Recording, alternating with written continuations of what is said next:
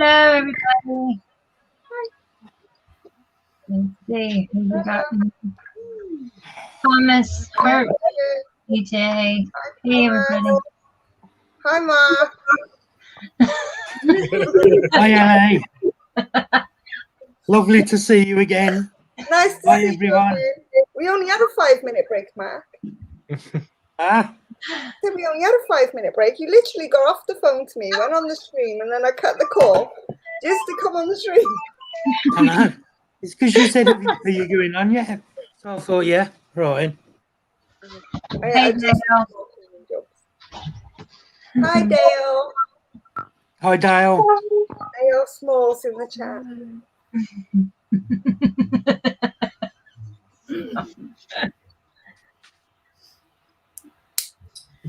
Hey, Hurt. Holy shnikes. Yeah.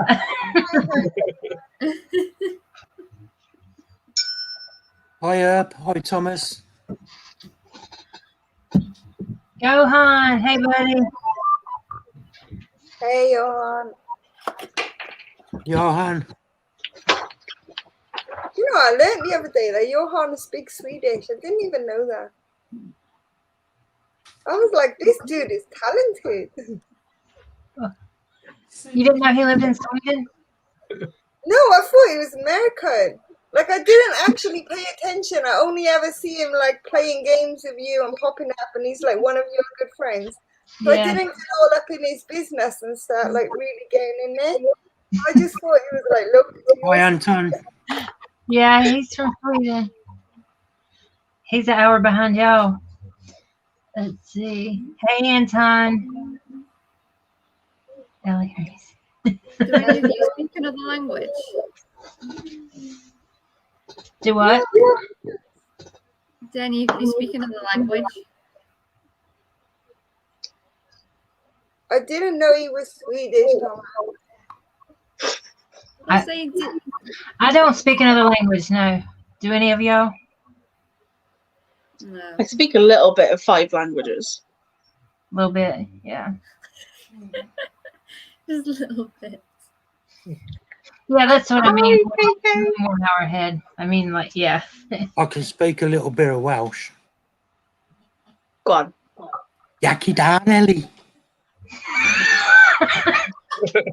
Hey, KK. I didn't even get that. Leah might get it better than I did. The only bit of Welsh I know is Popty Ping. I think everybody knows that. Or wibbly wobbly. Hi, KK. Wibbly wobbly. Smoothio. KK said your hair looks amazing, Leah. Oh, thank you. And Herb says he speaks fluent gangster. Okay. My other half can speak Spanish, but he's tried teaching me a few words, but it just goes straight over. Oh my goodness. So how's everybody doing this week? Are y'all excited for the stream tonight? Yeah. Yeah. We got a whole different life going on, which is so cool. So we have our #1 stream supporter co-host here is Phil, and then we have Leah from Unusual Pets. Y'all know Phil. I'm sure you know Leah too, but she's gonna talk to us about Gecko husbandry tonight. What? I've been drinking all day like a little life. Wow. Oh. So how many people in chat have geckos? Hey, DJ.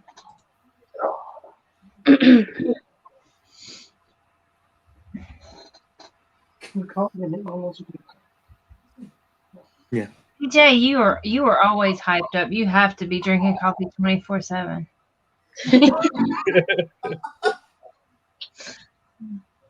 He's got more energy than my kitty cat. Phil intrigued you? Yeah, Phil is a very cool guy. It's the beard. It's full of secrets. Is it the beard? Gecko film. Yes. Oh, by the way, I love you, Mitch. I need to get myself a Phil shirt. Yeah, I'm gonna get one in a couple weeks. I can't do it this week, but I'm gonna get one. Peter, hey bud. Hey, Peter. You're all bro. Hi, Peter. Oh, Phil, in your unboxing video at the start, when you introduced yourself as Peter and Mark, I was laughing. That keeled over. And your buddy was acting just like Mark, you know, holding the box on the side and everything. It's so funny. He was desperate to like get involved somehow. So I was like, right, Peter, sit there. And then he was like, "What are you doing? What are you calling me?" But it was cool though. You should have made him do the rehouses. That's Mark's job. Okay, so yeah, we know Johan has geckos. We know Thomas has a two-headed gecko. Anybody else? I'm not seeing anybody else. Peter's got geckos. Peter's got geckos. Of course, Peter does. Peter's got everything. Like me.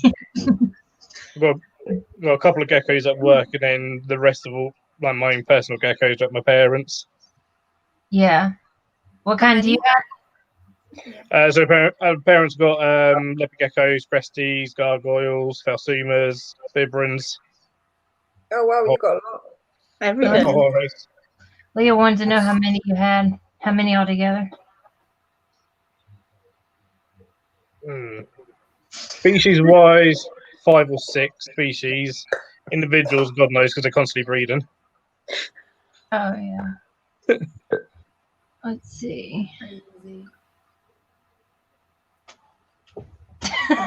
What did you say? Oh my god.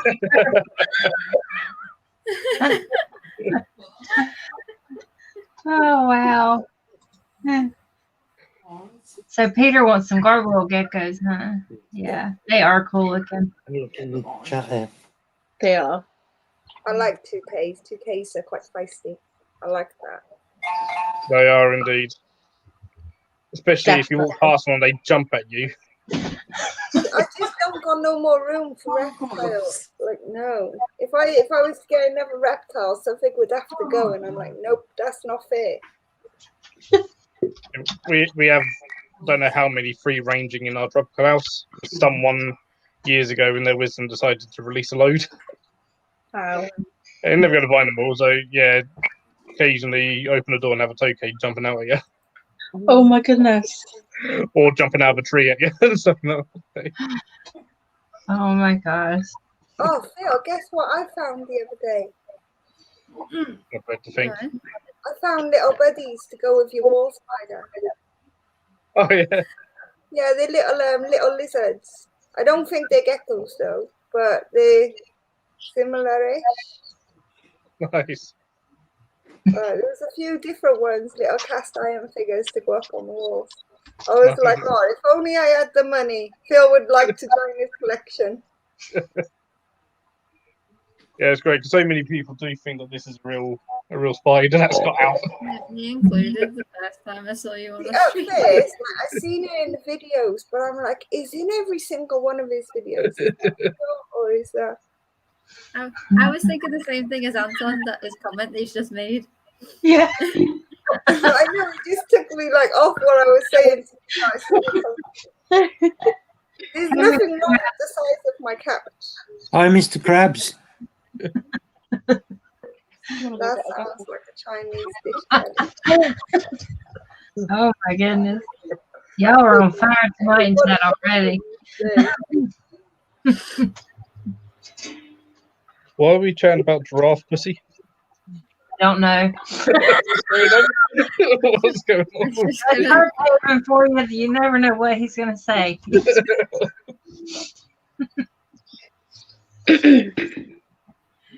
Oh goodness. Oh, that's how high he is, he says. Fair enough.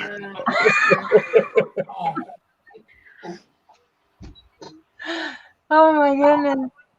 Okay. Yeah, we got it. What's that, about 6 or 7 foot high? Oh my goodness.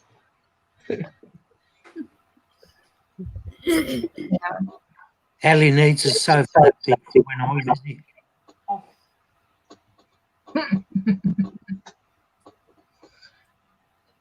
All right. So, Leah, I don't know how we want to start out as far as, husbandry goes, or if there's a certain gecko you want to specify, but like we need to know, like, about substrate enclosures or whatever, however you want to go about it. So. Okay. I just basically I'm a firm believer in trying to replicate as close to wild habitat as possible with any animal. Obviously being in captivity is a struggle to get, spot on. It's not always perfect. But I do try as hard as I can to get it as close as I can to what they would have in the wild. So for example, my leopard geckos, they're in we do like a dirt and sand mix, like a topsoil sand mix with which we let dry out with like pebbles, gravel, stones. So it's like a rocky sort of like substrate. But then obviously with things like tokay geckos, mourning geckos, they're more forest dwellers, so they would need like more leaf litter, that kind of thing. So I try to make sure I keep it as close to natural as possible with that. I don't know how everyone feels like, because I know that there's a lot of controversy out there about what different things to keep them on. Yeah, that's it, exactly. And it's I try to keep as many hiding places as possible. Like I've got a breeding colony at the minute, which gets separated when they've done their laying. But I've just got 2 new geckos, so now I'm up to 6 geckos, leopard geckos. I've got a tokay gecko, 2 mourning geckos. Can't believe I have to think of that. Was it? Yeah, that's all at the minute. At the minute, I'll end up getting something else now. I was particularly excited about you coming on because I got my leopard gecko like I think it's a month ago. No, okay. 3 weeks or 4 weeks ago. So like obviously I did all my own research, but when Christine said, "Oh, it'll be about geckos and someone's coming on," I was like, "Amazing! Maybe I can learn something new." Because it's always better. Yeah, I think a lot of the information out there about geckos, well, about any animal, is always really controversial, and there's so many different like things that are said that are like completely like what's the word? Sorry, my brain's gone. 1 second. Contradict each other. Sorry, there you go. The word. Is this the new one? Yes, that is a new recipe. Yeah. I thought so. It looks like Wilma, but it's a bit different. This is one of my new ones. How cute. So she's still a bit like unsure of me, so that's why she's kind of like clutching down a little bit. Not as unsure as her mate is. But she's really cute. Yes, she is pretty. She's really cute. Okay, there you go. I'm just trying to hold on to it because I'm not 100% sure about it yet because I've only just got her. But so obviously some of them run. What is it like? What is there anything in specific that you would like to know that maybe I could help? Because obviously I'm not an 100% expert. Like, do you know what I mean? But I've had them for how long have we had Fred now? Did we get him before Hunter was born? 9 years. Yeah, 9 years we've had Fred. Our male. And I have one that's 25 years old, but it was a friend of mine's. That's so cool. He's very old. I have quite a few questions. Okay. I think my first question would be, how do you heat and light if you light your leopard? Hi, Stefan. There's it's another one of those. There's a lot of controversies in it. I do use heat mats on a thermostat. I know some people don't like that. I do use them. I use it on the half of the enclosure as the heat mat. Excuse me, but above I have a UVB, but only a 3% UVB bulb. just to give them that little tiny bit of UVB that it's not necessarily needed with them, but a little bit can't, you know what I mean, it's not going to hurt them. It's better to, I find it's better to have it and not need it than need it and not have it. Plus, since I've put the UVB in, their colours have brightened, and they've all got a lot stronger with their like, just like the way they stand and stuff. Like, they stand up a lot higher. Their bellies don't belly out on the ground as often. So that they just seem a whole lot healthier in general. Also with, I found that because a lot of people just dust crickets or whatever they're feeding them, just feed them that, and then they wouldn't like give them any extra. But what I do is I put a little small bowl about that big, just with a bit of calcium powder and a tiny bit of Nutribol in, and just flatten it down so it's like kind of compacted, and they'll walk over and lick it while they're sniffing around, and it just gives them that little extra vitamin that they need. I find I also dust some of their food as well, but it's just something to make sure they've got enough. I'd hate them to, you know, not have enough of what they need because I can't get it right. If that makes sense. Yeah, that makes perfect sense. I guess another question I'd have would be in terms of handling. So according to the person I bought Tango from, he's about a year old. So he's still pretty young, and he's still quite skittish, and he gets handled almost every day. He gets handled about 5-6 times a week.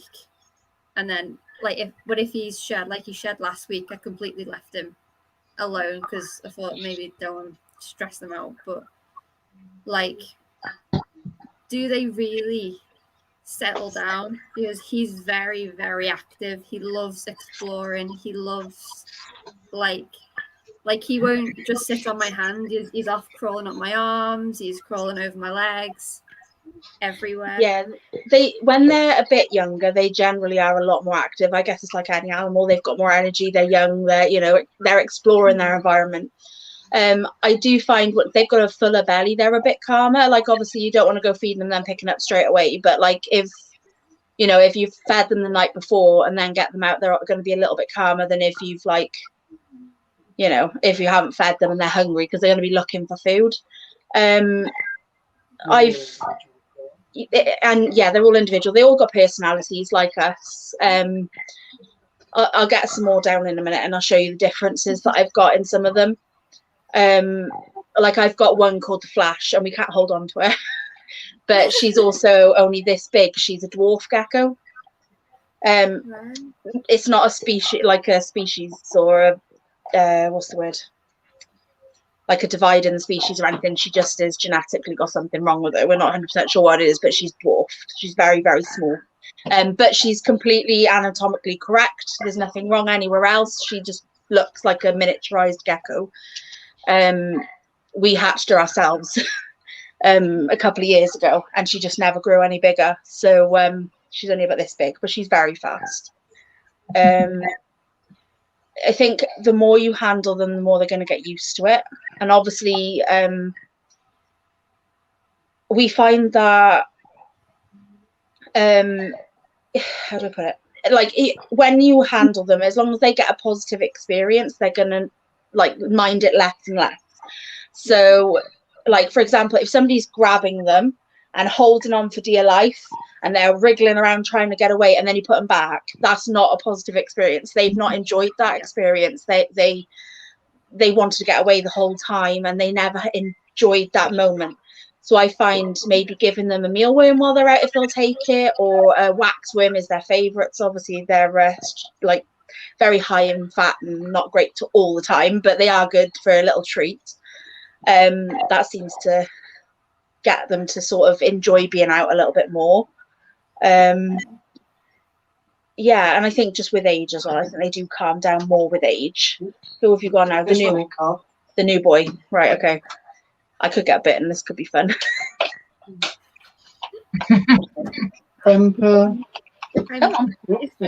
If we do handle him, I always wait until he's already out. Like, I never ever take him out of his hide or like lift the top off and pick him up. Yeah. I always wait till he comes out, and usually he has. So I have a skin bulb, like a low one, and I have about 6 thermometers all the way around the tank, and then I have a 2% UVB, and I have it on a 12-hour on, 12-hour off. Yeah. So I do 7 a.m. till 7 p.m. and then I switch the heat mat on, just for overnight. And then, but usually, so the lights come off about 7 p.m. and then on the dot, about 7:30 every night, he's scratching at the glass, because I think he's learned now that when he scratches at the glass, I'll get him out. Oh, So that's it's cute. kind of become a bit of a habit now. So where he Ours does just stare at us until we take them out. Like, they just literally sit there at the front of the tank looking at us, and then we take them out. This one is new, so I'm still not 100% sure with him, but he's, as you can see, he's quite active. He's quite a pretty gecko. I'm not holding his tail, by the way. I've just got my hand underneath. Now, is that a certain morph? Yeah, it's as far as we can tell, because we haven't been told. This is like us trying to guess from what he looks like. We think he's a Max Snow hypo. But thank you for that. He pooped on me. Thanks for that. It's all right. It just missed me. I hit the sofa, but yeah, he's got blue eyes. I don't know if you can see. Yeah, it's so pretty. He's such a pretty gecko, but He hates me. yeah, he's not sure about me. Yeah. He hasn't got a name yet. We're still working out the names on these two. Yeah. So That one is gorgeous. I love the eyes on that one. I do love my geckos. What are you looking at? Oh, seems pretty chill for a new one. Yeah, he's doing quite well actually. He's not too bad. He's not. We were told he was quite vicious, but I don't think he's too bad. He's a bit vivid. I find they really like being stroked under their chin like that. Just really gently. They seem to just stand there and enjoy it. What's the age of that one, Leah? Sorry? What's the age of that one? Age, what do you say, about 3, apparently. Whether or not it is, because it's a rescue. But he's quite chubby. He's nice and chunky. Like, he's not underweight or anything. But it's a boy. This one's a boy. Like, sorry? I said I didn't know leopard geckos could be feisty. Oh, yeah, they can. It kind of depends on how they've been cared for and stuff, I guess. No, Fred hates me. He will try and kill me. Yeah, because your hands are rough. They've got He hates me. Right. He just squeaked. Terry thinks that the gecko hates him. It's because Terry's hands are rough, and gecko's skin, every single gecko has like very delicate skin compared to other lizards. They're a lot softer. Like, even though these, I don't know if you can see on the camera, but leopard geckos have got little bumps in their skin, which are kind of rough. I have held in a leopard gecko before. Much fatter than that one. That one's skinny compared to the one I hold in. Oh, really? Yeah. They can put on a lot of weight. I think sometimes people kind of overlove them. I think I do that with my dragon, but my dragon still looks underweight. Oh, ours are. We've got 2 that look underweight. They all get the exact same food. We've got 2 that look underweight, and then the other one is fat as hell, and they all get the exact same every single day. So we can't work it out. Oh yeah, yeah. Sorry, her. She already said she's not gonna handle the tokay. Yeah, no. A little bit. Yeah. Won't be then. I'll have to send you a picture, Leah. If you're any good at noticing morphs, I've not got a clue what tango is. Yeah, I can have a look. It's obviously depending on like the lighting in the picture, like it could be more difficult, but obviously I can have a guess. Have a stab here. Sorry, I'm just trying to make sure he doesn't do a runner on me. I put him on my knee.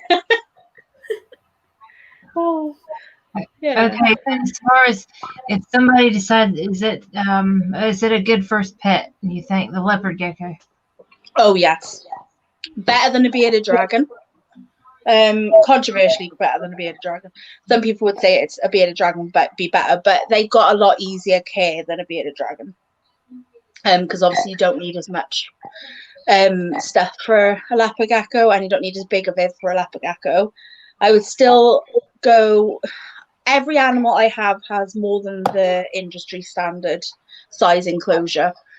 But obviously a leopard gecko on its own, a single leopard gecko probably needs maybe a 2.5 foot viv, with a lot of hiding places. If they can go up higher, obviously I just fancy the topi, so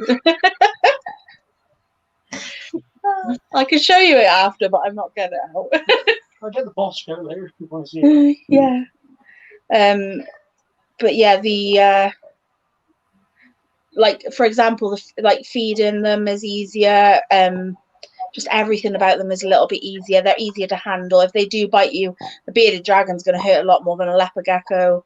Beardies have nasty bites on them. Oh yeah. Never experienced one, but I've seen plenty.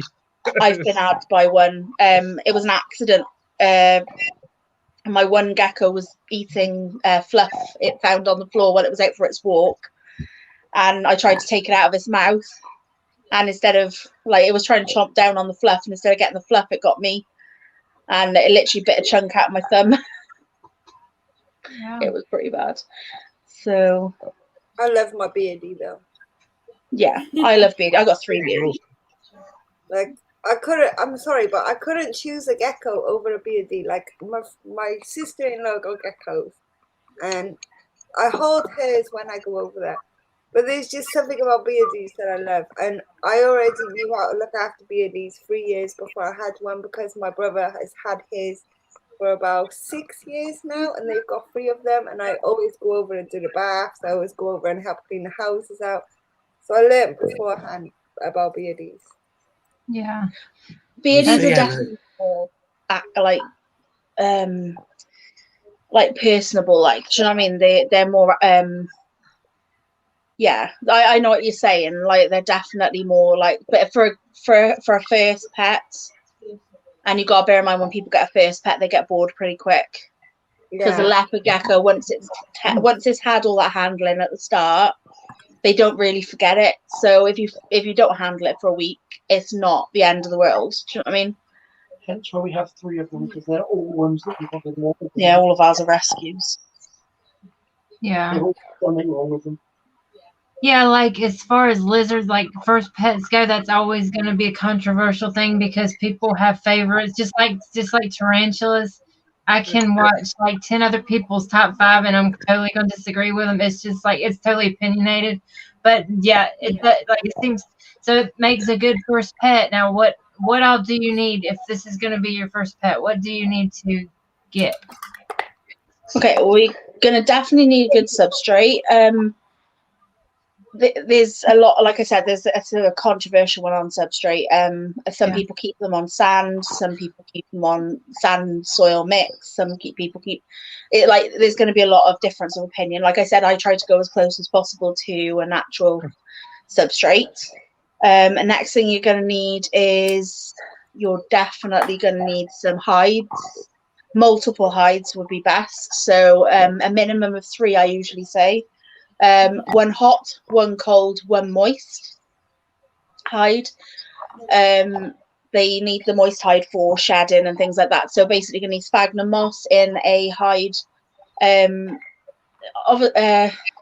trying to think now. You can get different types of hides that have a bottom and a top, so it just closes with the hole. That's the best for a moist hide. And then cold and hot hides can just be a coconut shell, or a log, or anything like that. then you're going to need, like I said, I use the UVB, but only a 3%. You can use higher UVB, like a 5% if you want, but I'd use it further away from the geckos, as they are nocturnal in the wild. Well, not necessarily nocturnal. They come out sort of early morning, late evening. So, you know, they wouldn't really catch the sun, as to say, like, so that's why I use about 3%, which I turn on in the day. Then obviously a water bowl, I use a food bowl. You don't have to use a food bowl, you can tongue feed them, but I do use a food bowl. You're going to need your calci dust, Nutribol, to make sure that they get their vitamins and minerals that they need. Calcium is super important with leopard geckos. MBD can set in really, really fast in a leopard gecko, unfortunately, especially when they're growing. I've had it with a baby gecko. Its jaw got very soft, and I saw it really fast. It was literally within a couple of weeks of the gecko being born, and it started to get a soft jaw and stuff. So we managed to up the calcium intake for a little bit, and we managed to stop it before it got any worse. That was a massive, like, obviously as a new keeper at the time, I was making mistakes, but I've learned from all my mistakes, luckily. I'm trying to think if there's anything else now off the top of my head. Obviously, you're going to need a heat mat or some sort of heat source. A good one, if you aren't keen on heat mats, I know a lot of people are very funny about heat mats, which I can understand, is if you have like a what are they called, Terry? The ceramic. That's it, ceramic bulb. So rather than the light, because geckos aren't that keen on the light, they won't come out as much. But the ceramic bulb, with underneath it have like some sort of slate or stone, so it absorbs the heat from the bulb. Obviously don't have it too hot.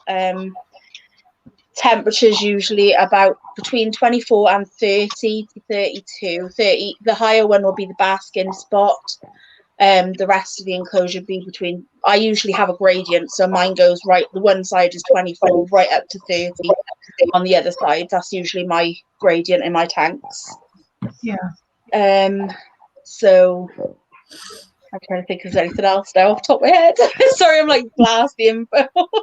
I know it was a loaded question because it's a lot to think of, you know, what you really need. So, I have one question, I think. Yeah. Either one of you, would you keep your gecko or your dragon without substrate? I keep mine half and half.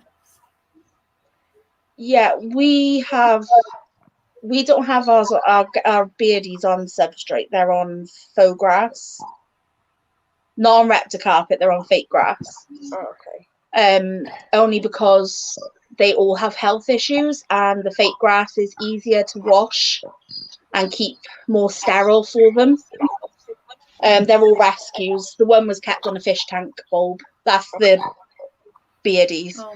My geckos, I have kept them in for, like, when I'm doing like a quarantine, I keep them on like on tissue paper.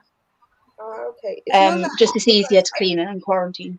I've seen some people just keep them plainly, like in the terrarium, nothing, maybe a bit of sandpaper, but that's it. And I'm just like, surely that's not normal.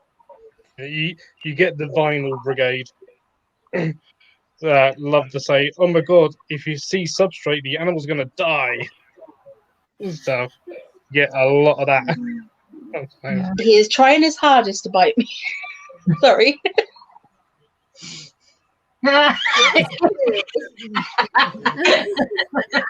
He's like, come here. Yep.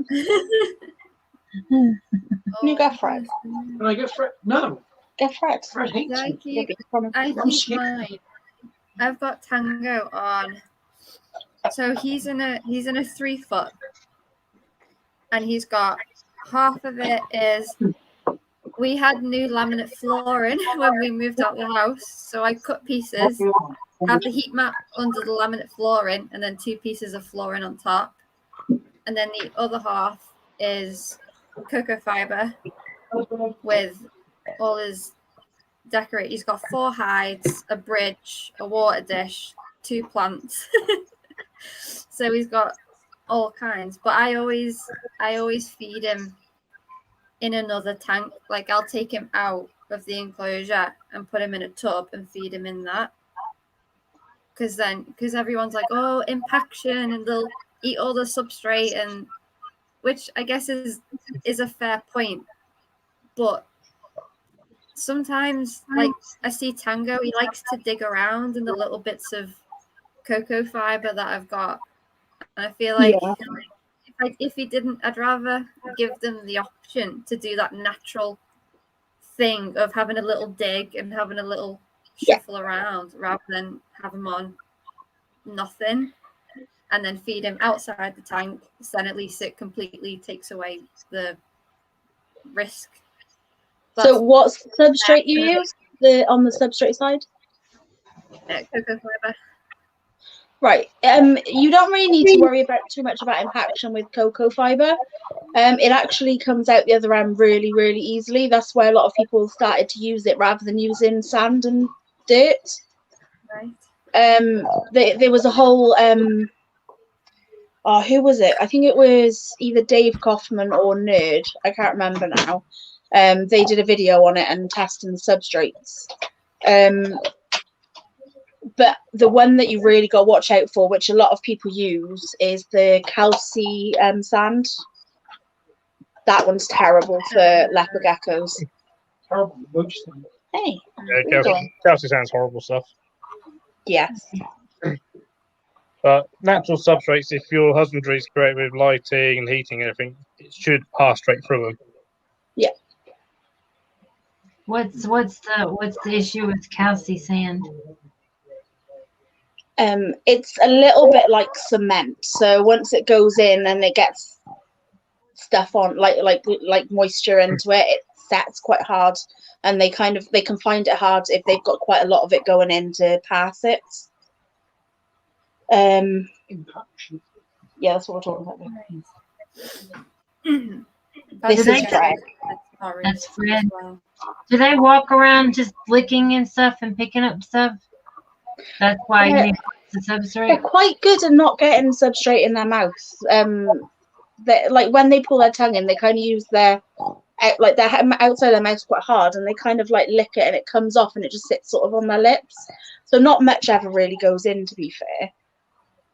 They're quite good for that. You're a cutie. Yes, you are. I don't know if you can see his eye. His one eye is more open than the other one. Yeah. That would be me. The one that's open, this side, I think it's that one. That one's okay. Yeah, that one's okay. That's a normal eye. And the other one is actually, it's a bit extra sensitive, but he can't see through it. He's blind in the eye. He's light sensitive, but he can't see anything else. He escaped when we first had it. Well, no, it wasn't even when we first had him, was it? 6 years ago? Yeah. About 6 years ago, he escaped and ran into my cat. And my cat decided to try and eat him. Oh, wow. And got his eye. But he's been fine ever since, haven't you, darling? You don't try to escape anymore. But he's a sweetie pie. He's a really good gecko. He's the first gecko I got. He's so cute. Look at his little face. I love the licking everything. I can't cope. They just walk around sticking their tongue out, like tasting all the surroundings. It's so cute. Oh, Can you say hi? Does It's all not lizards walk around licking everything then? Because I know the dragons do it all the time. Yeah, I I think it's any lizard that doesn't have the sense, like a snake tongue, like the. Ah, okay. Because the skinks don't do it. I've never seen my skinks do it. That's for sure. I'm not sure. Boss ones do. They lick stuff. Yeah, bosses do. Yeah, but she licks things to smell the air, doesn't she? No, she's just fat looking food. Everything's food. Everything's food, yeah. Oh, Spider-Man's gone. Yeah, you can actually tell. I saw Tango yawn for the first time I've ever seen a gecko yawn. Is that normal? I just throw that in there. They're I just cute saw him open though. his mouth that wide, and I was like, "What? Did he just yawn?" I There we didn't know go. that was. Welcome back, Spider-Man. Thank you. That was weird. Hey, Moon. So, Leah, do you have any other lizards apart from geckos? Yep, I got bearded dragons, a bosque monitor.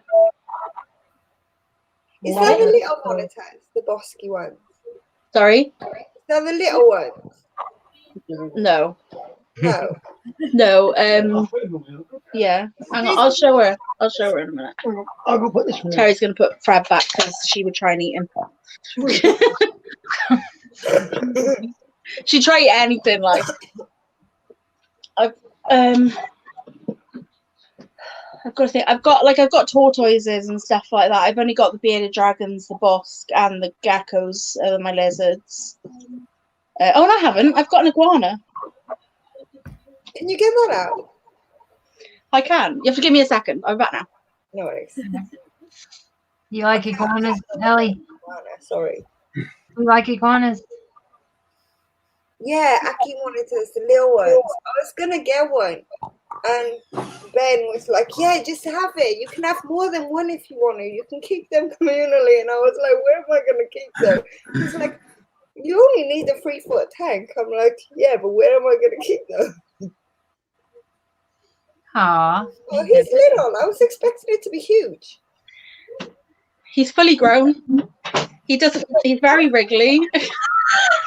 It's a wily thing. He was wild caught, so he's a bit crazy. I Yeah. thought it was a little one, and you said no. He's a micro one. What's it called? Club-tailed iguana. They don't get any bigger really than this. This is probably maxed out. Well, that's cute. I think people think you're going to get an iguana and it's going to be ginormous and you haven't got space for it. And I saw this and I was like, I want an iguana. And Terry was like, okay, you can have that one. Yeah, I was expecting a green iguana too. Let's see. I've been tail whipped by a fully grown male iguana. He's got salt on his nose.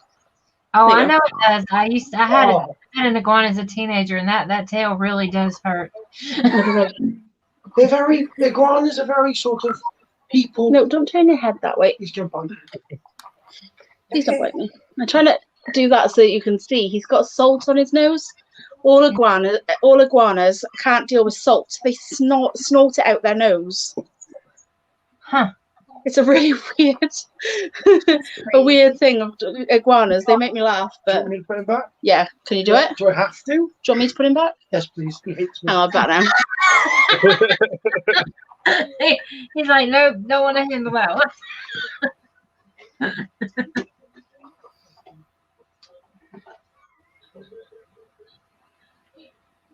Very expensive.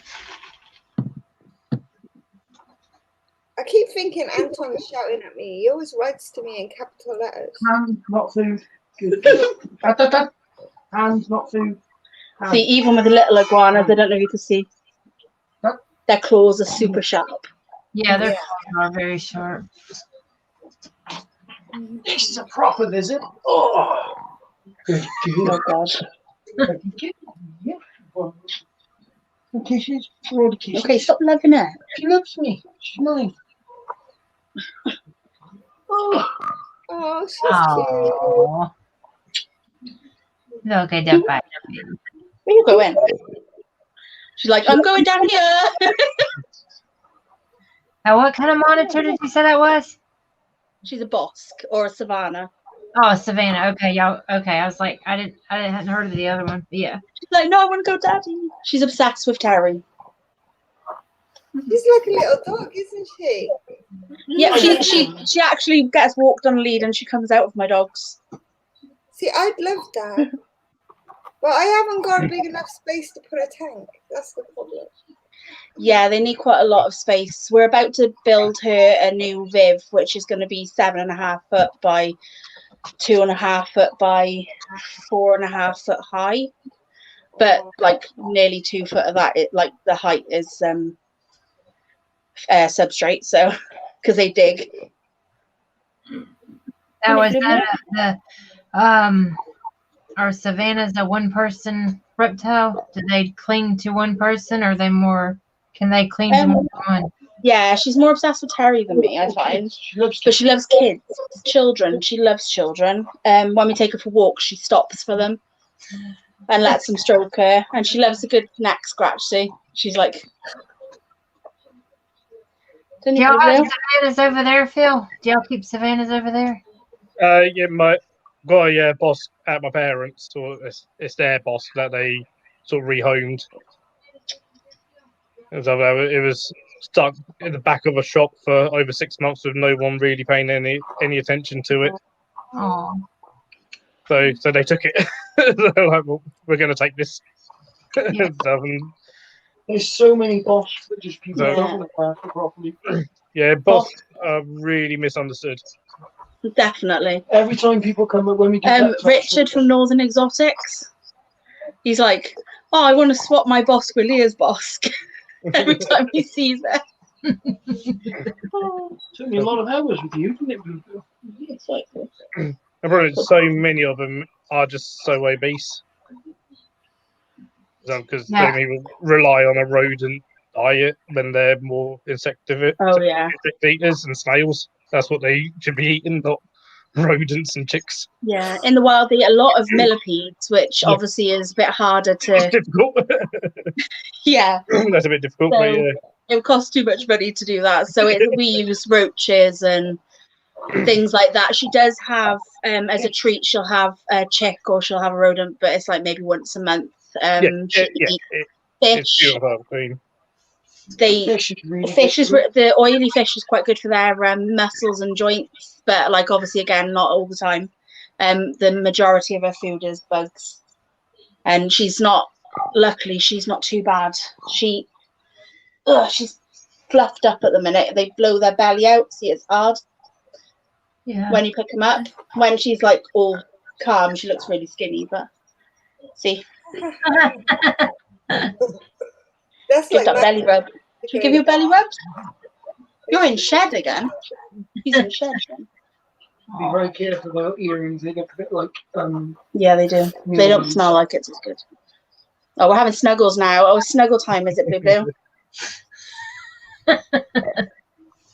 Such numpty.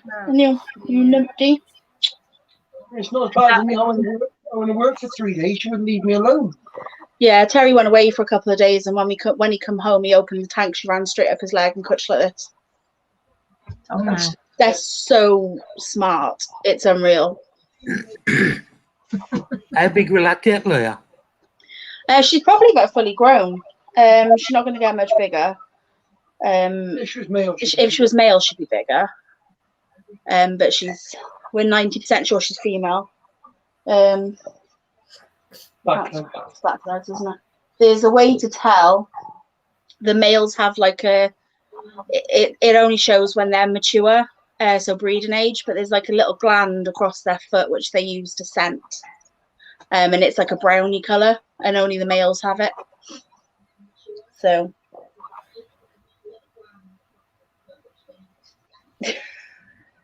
you can't drink my drink. They're very. Her tongue's going 90. I picked it up and she's like, bleh, bleh, bleh, bleh. Okay. So, do you feed her every day? She probably has like a mealworm, not mealworm, Morio worm, or a roach maybe once a day. But she normally has food like maybe 3 days out of the week, as she has a proper food. So 3 in the summer, 2 in the winter when I don't walk her. Yeah. Otherwise she gets podgy. There you go. Yeah. 3 in the winter and 4 in the summer. Is that what you said? No, 2 in the winter. 2 in the winter. I feed her on Monday and Thursday. And then Terry feeds her. In the summer, I feed her more because she walks. Do you hear that? Otherwise she'll just get obese. She gets walked in the summer, so she gets more. Right. Yeah. Terry normally does the main feeds. She gets the Mario worms because I'm trying to get her to love me. Not working, is it? You're a good girl, kissing her now. My favourite animal. Blue. She's gone to sleep. Gone to sleep. Let's see what we got. As if to defy me, she just opened her eyes. She's gone to sleep and then she went. Worst thing is, because she's 6, most of them don't get that old. Yeah, most of them don't make it to sort of the same age she is because people don't look after them right. That's such a shame. She looks well. I said she looks well comfortable though. She's a good girl, isn't you, Blue? She's a good girl. I love their eyes. I'll give you a cat. I'll have the lizard. I got too many cats, don't need no more. Yeah, but you obviously like them. I like all animals. People think I'm mental. When they like me, is when I like my cat. Oh. But this cat is the crazy one. This one will cause you the amount of problems. Oh my god, you don't even want to know what problems she causes. The boy one will just smother you. But the girl one is so naughty. Like, they do have names, but they're more like thing 1 and thing 2 than rather going with their own name. Yeah. Mario, Yeah, I think that's right. I think that's right, Holly. They're super worms, is what they call Mario worms in the UK. Yeah, they're like hornworms are illegal here. Yeah, that's right. They can't have hornworms over there. We can't here. But then again, they can keep like stuff we can't keep too. So let's see what we got. What did we miss? All See, right. in America, they got really cool ferret colours that we can't get. Yeah. What's that? Yeah, you can get really cool ferret colours over there that we don't get here. Oh, the ferrets. Yeah. And skunks, can't have them over here. Yeah, really. you can. It's hard to get though. Yeah, they are hard to get. It depends on where you are here. In the United States, it varies from state to state. So. You know who keeps making me really jealous though? Peter keeps making me really jealous. He keeps reminding me he got a hedgehog. Oh, I love them. So cute and adorable. They Got a are. whole building of hedgehogs over here. Pardon? Got a whole building of hedgehogs over here. What, in the actual zoo or your own? It's kind of just outside the zoo, so Hedgehog Hospital. Oh, okay, then that's fair enough. Because to keep UK hedgehogs is illegal. Like, if you find them, you're allowed to, like, look after them, but then you have to take them to the vet and stuff, make sure they're okay, and then they get re-released back out in a safer environment. Because we rescued a bunch of babies, and we couldn't keep them, but I really, really wanted to. And they were so adorable. And, like, at first, like, most people are like, oh no, they're so spiky, like, but they, like, if you hold them nicely and like, they don't spike you, and their little faces is so cute. It's like, I would love one, but I can't afford a pygmy because they're like stupid amount of pounds. Yeah, they are expensive. I think the last one I seen was like £165 just for a pygmy, and I'm like, oh my god, that's almost the same price as my dog. Well, times it by 10. I had no choice in this clutch now. Yeah, but she looks comfortable. Just leave her there. She just climbed up me to get there. They have very sharp claws. Yeah. I happen to like the armadillos. I love watching the armadillos that Phil has over there. They're so freaking cute. See, I can't, apart from cats and dogs, I can't have cute little fluffy things because I'm allergic to them. Oh. can't remember their names. I remember their names from before, but now I can't remember it. I think I'm so tired from bowling I can't think straight. But I remember their names from before. There's 2 of them over there that he's done videos on, and I was just like, oh my gosh, I wish we could have an armadillo. They destroy everything and don't do what you want them to do. But they're so adorable. They really are. I love them a bit. I haven't seen them at all today because they've burrowed and disappeared. Yeah. It's like my skinks came out for the whole of like 15 minutes and then they disappeared. They had water and then they went back down into the soil. Oh, what type of skinks you got? Sun skinks. Sorry? Sun skinks. Oh, They're pink or absolutely blue? tiny and they're absolutely fast. Like the is about this big, like completely. Oh. Well, Cute. they are cute.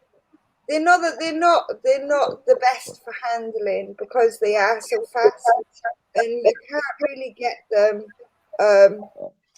How do you call them? Captive bred. Right.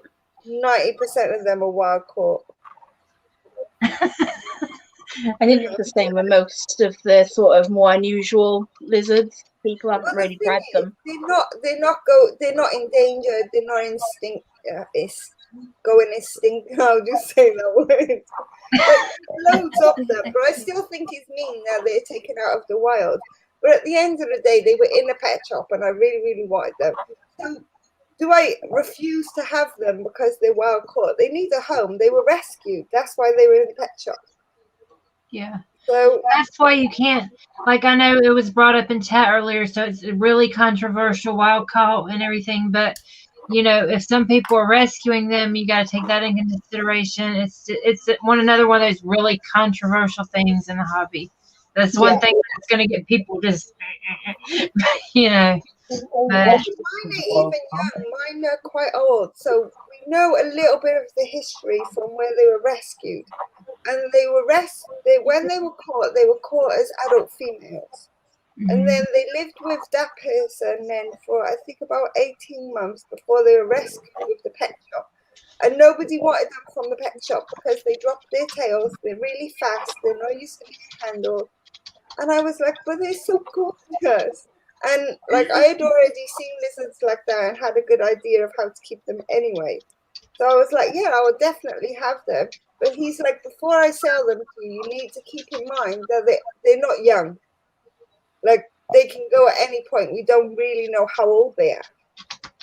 But I've had them now for about a year and 2 months. And they're still going strong.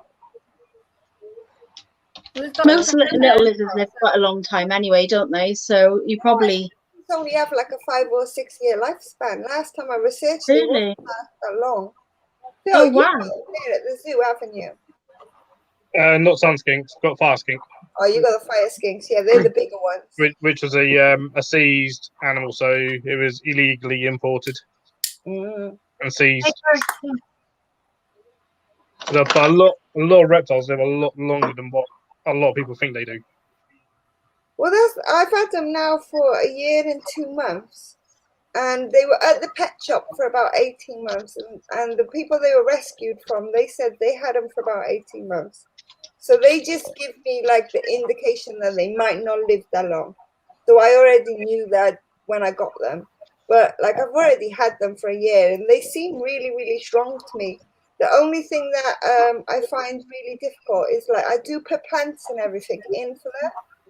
And then, like, when you feed them on hoppers and crickets and stuff like that, they eat the plants. So it's like the plants are always dying. Like, they don't even last for, like, months. That's the biggest problem I got.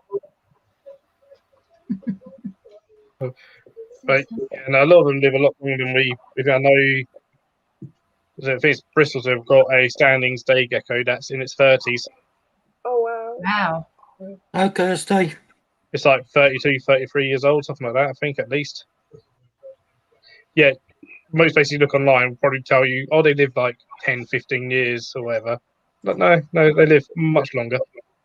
See, with the sun skinks, because they're not really in captivity, like it's very few and far between.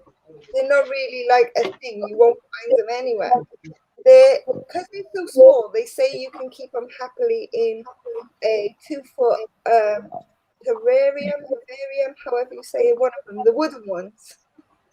Or you can keep them in an exoterra. I keep mine in a bigger one. And they were like, okay, well, we don't really have lots of evidence on how they live in a bigger one. So you could put them in a bigger one and observe them and see how they get on. But you find when you put them in the bigger one, like I'm actually thinking of putting them in a smaller one with a bit more substrate. Because they got loads of substrate, but it's spread over a big distance. And they do climb and they do go up and they do go down, but I think they'd probably be better off in a smaller one, because when they do go hunting for food, if you haven't got a lot in there, they really go hunting, and it's like, well, are they getting it? Because you can't really feed them like you can feed the others. They like to hunt. They like to move things around. They like to get in the woods and go searching. So yeah, I'm thinking if they were in a smaller one, it might be better. But they're still healthy, so they could be perfectly fine. They got everything they need.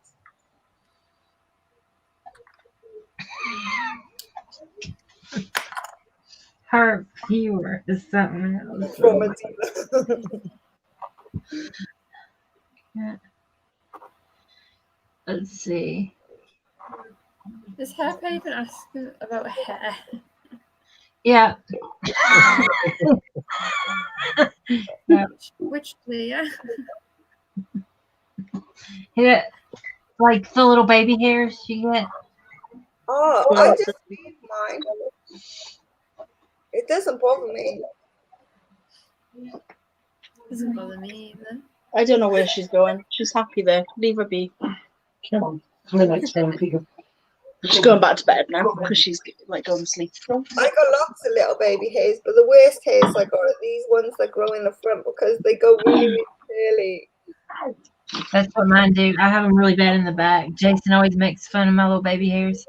He doesn't really make fun, but they're cute because they won't go up in my ponytail.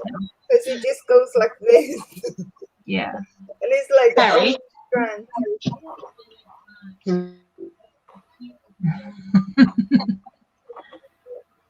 I don't know what she's got there. She's got some kind of critter she's gonna bring up. That's probably a 2K Gecko, the one she said she won't hold, but she'll show.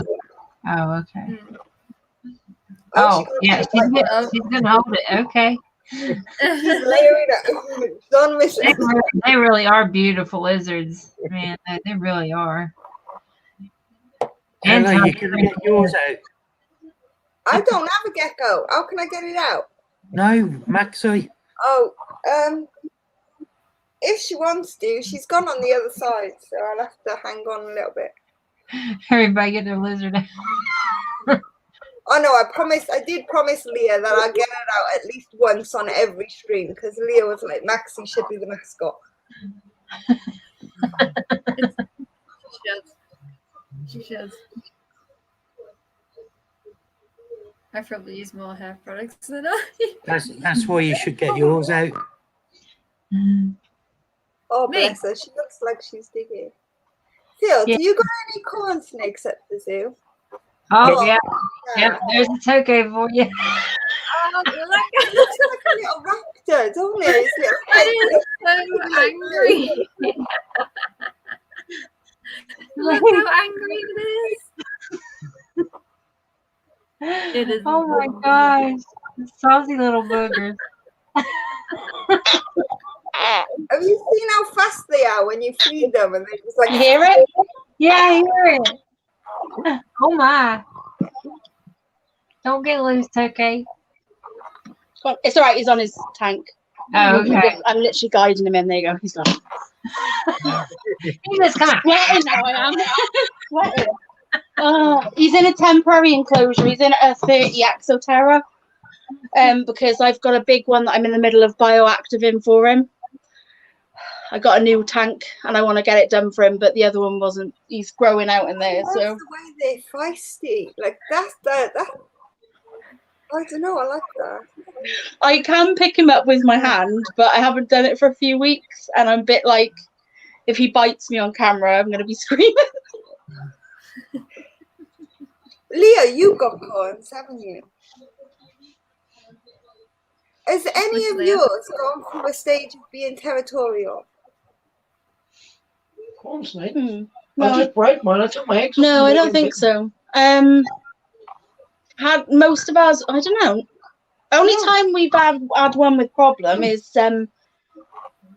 Conan. When we got him, he was being fed live rats. And well, we think he was. Every time we tried to put a frozen thawed rat in for him, he starts striking like crazy and trying to eat us because he was scared. He got absolutely mental, thrashing around, smashing up the side of the box, and he wouldn't stop for like an hour. It was like mental. Yeah, so for years until I forgot. we only feed him mice. He won't take that. I've heard that corns, and I've researched that corns can be territorial after they reach a certain age. But like mine, I went to feed mine yesterday, and she's never, ever, ever, ever striked at anything. Not even at food. Like, she's so gentle. 3 times she striked at a mouse, and the only difference between this mouse and the other mouses is this mouse was furry.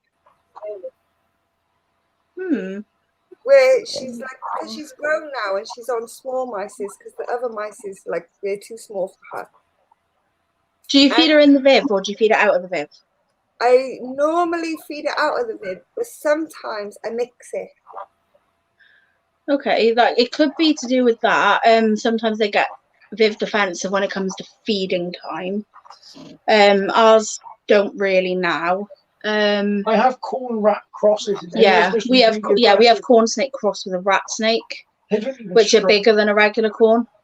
Oh, she's a motley pinstripe. That's what they call her. Get one of the boys out, Dave or.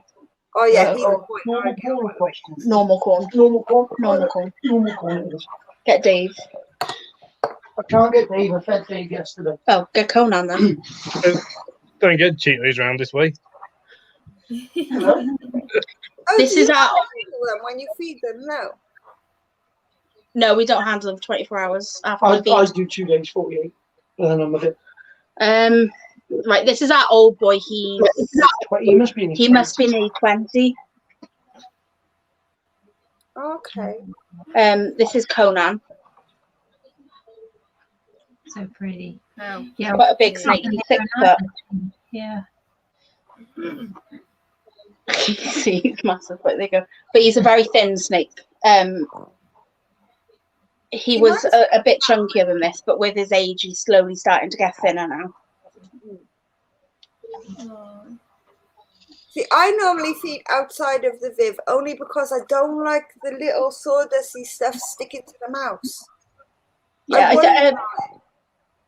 I think a lot of people do. I think a lot of people don't feed in the viv because they can get viv defensive. Most snakes can get viv defensive, but I personally don't think it makes a bloody bit difference. Yeah, it's never bothered us, to be honest. We feed in the viv. It's never. See, what I do is because I was told when it comes to training them, if you handle them before feeding, so like if you take them out, you're handling them, right? And then you feed them and you handle them before you put them back. They automatically get used to that. You wouldn't have to worry about handling them before or after. So I've always handled her, but she doesn't attack us. But it was the first time I've ever seen her be like kind of like defensive against the mouse. Because she's so, well, it's a boy, it's not a girl, or we believe it's a boy because they got a long tail. I can tell exactly what it is. Yeah, it's because it's rapid size. It's different. It's never took anything out that big, so it's a bit scared of it. Yeah, there you go. Did you hear that? Every time you I said that to you the other day, Christine, didn't I? That it could be because it's bigger and it's got fur and it's There you go. Yeah, we don't feed for we don't pick up for 24 hours after they've eaten because sometimes 48, because apparently they can regurgitate their food if they get stressed at all. Yeah, it's a bit like the way I always look at it is like if you had a big meal, you don't want someone picking you up straight after having a big meal. You're going to think stuff. So, I mean, when we used to have prawns here, we wouldn't handle 24 hours before feeding, and then we wouldn't handle for at least 3 days after feeding. Always feed in the viv. Never feed outside of the viv. This is a corn rat cross. So you would suggest I feed in the viv and not outside the viv? That's what I would do. Yeah, it's all like that.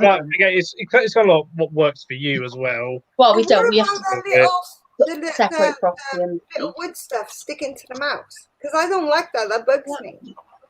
Well, I would change that for a different substrate. First, that's my personal sort of thing. So, I used to keep like prawns on like topsoil and leaf litter and stuff. Bury all in it. See, they told me to keep them on that because they're babies. I don't think it really makes. I didn't know I could keep them on anything else. When they're big, yeah, but as a baby. Pretty good as well. Yeah, I think that's what she means, get stuck to her. Yeah. If you find, is it aspen you keep them on? Is it like really tiny little chips of wood? Yeah, but I don't think it's aspen. Or it might be. I got both aspen and hemp. Okay. So I wouldn't use them at all yeah, if they ate a mouse in the wild, it'd have stuff. Like, you got to think that they actually digest quite crazy stuff, so they'd be all right. Like, you know, they're digesting hair and bone and. Yeah. Or you just make sure the mouse is absolutely bone dry, dry it with a kitchen towel, then it doesn't stick. I'm trying to think now. I did. We started recently using. Sorry, go on. First. Sorry, I was saying what Terry just said. Whenever I used to feed my snakes, I just put sheets of paper towel on top of the substrate, feed them. Then once they ate it, take all the paper towel out. No, that's a good idea. That works. Yeah, there's another way. Yeah, or even have like a nice chunk of slate in there and put the food on the slate. He's attached to my hair. I've never thought of things like that because, you know, when you just buy a baby, like, they always give you like how to keep them, the best way to raise them, stuff like this to follow it. And like, I wasn't really up for getting a snake, but the kids really, really wanted a snake. And I loved them, but I was always worried about what would happen if it bit the kids and all that other stuff. But then the pet shop was like, no, get a snake, keep your kids happy. Like, the corns are the best, and when you're raising them from a baby, like, they won't give you any drama. I absolutely love them now, but like, I've got two, and they both behave completely differently. Like Credence, he's on food strike, and he's too tiny to be on food strike. Aww. So it's weird. He will like not eat for 2 weeks. Then he will eat for 2 weeks. Then he won't eat for 2 weeks. And I'm just like, why? I don't get it. But then I'm like, is the food too big? Because he sort of squashes his head with his body to try and eat the food. And I've never seen that from Hermione. But I can't get any smaller food. That's the smallest food. A good trick is put them into a really small box, like quite a dark box. Put that box into their enclosure. Leave them alone for 3 or 4 hours, 5 hours. Come back 99 times out of 100, it'd be gone. Yeah. That's what I have to do with my hot I tried that this time, and all he's done is picked it up and chucked it in his water dish. Oh. After that. Like, I thought, okay, maybe he wants to eat it in a water dish because he loves to hang out in a water dish. And I was like, I will just leave it there for a little bit, but I'm going to take it out by the end of the day. I checked on it earlier. It was still there. It was still fine. Nothing's gone funny with the water. But I'm scared of leaving the water just in case it starts to go funny. Yeah. But hang on, one of my kids is in here. For some reason. It's just a weird little snake. That's so strange. When I had baby corns, mine never refused food, but yeah, but other ones never different. Like, he's always out. He's always happy. Hang on, let's see Yeah. what he's doing. Well, when you were saying about substrate before, I This had is the stuff. This stuff. yeah, I see what you mean. That's what I used to just keep mine on paper towels, the babies, and then put them on cocoa fiber when they were older, and that was it. I didn't even know you could keep them on paper towel. That was corns, royals, and boas. Babies, paper towel, and then I'd upgrade them when they got a bit bigger. Yeah. But I think everyone does. Everyone does their own thing, and what works for me might not have worked for someone else. See, here's Credence. He's wee small. Oh, He's so cute. He's just so tiny. He's 5 months old, or 6 now. oh, he's cute. I can't see because the chat. It's a baby. There you go. You see now? Yeah. I'll tell you what. One thing though, no matter what substrate, what animal I use it on, I always cook my substrate because I've had mites like 4 times in my lifetime. I had a bearded dragon with mites. I got my 2 boas had mites, and now some of my spiders have mites, and it's all from the substrates because my spiders. I had a new mix that I was trying out. The ones on the new mix all got mites, and all the ones that were on cocoa fiber were all fine. So now, no matter what, I microwave every piece. Fill a tub full of eco air and microwave it for like 30 seconds a minute. My cork bark, I microwave everything because There's I'm not doing it anymore. He buys Taurus mites and puts in all the bits. Yeah. Taurus mites are great. That's what my spiders are with now, with the Taurus mites. Best thing. They're really expensive, unfortunately, but they are Yeah. brilliant for dealing with mite situations.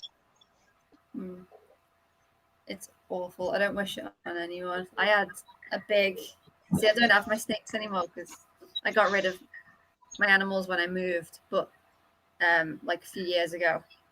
So I had a big boa called Alpha. He was my best mate in the whole entire world. He was like a dog. He was so perfect. He was about 6.5 foot, and he got mites from the substrate I was using, and it gave him a skin infection. So he had sores underneath his scales, and they were like kind of like pus coming out of them. So I had to bath him like 2-3 times a week. I had to inject him with antibiotics, which was not okay. No, it's the worst. We just done that now with our boom. Oh, I hate it. It's not fun, is it? The injections are the worst. Oh. We had another boom, female boom off Dale. I don't know if he's still in the chat.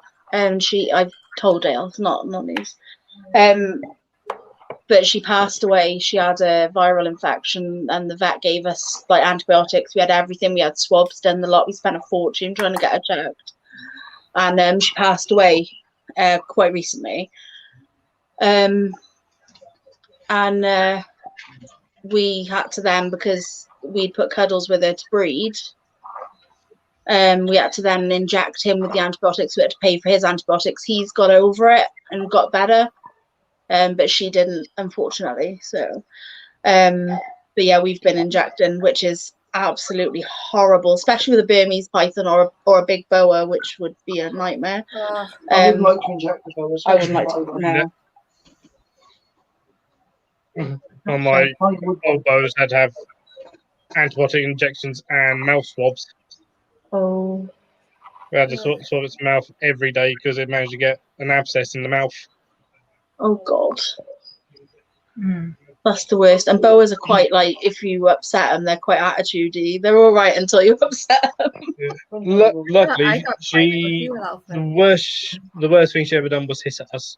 And that was it. She just let us get on with it, and was like, because many years ago, and was sort of like, we'll do displays and stuff at country fairs, and all this. Like, we're going to have to retire her from that. But not once has she ever tried to bite. Oh. Not once, but yeah, she managed to get a puncture wound in her mouth from a rat. Oh. So I had to have an operation on the mouth, and then daily swabs with iodine and antibiotic injections. Oh, bless. I had to go and de-egg a snake yesterday. Yeah, we had to save a snake yesterday. A woman put on Facebook, my snake is egg bound. Does anybody know what to do? Can't get an appointment with the vet on Monday, and properly freaking out, like she was really panicking. And literally, we had people knocking our door and everything. Like me and Terry were up doing anti-arachnophobia thing up in Pets at Home with a friend of ours, and we come back and literally everyone in the house was like, because my kids were here and Rob was here, and they were like, oh, somebody's been knocking the door, this person's been knocking the door, that person's been knocking the door. And I looked on Facebook, I've been tagged in like the post about 20 times, and I was like, what's going on? Like, so I ended up, the first woman who knocked come back, and she was like, oh, can you do anything about this snake that's egg bound? And we were like, well, we can go have a look and see what we can do, like, you know.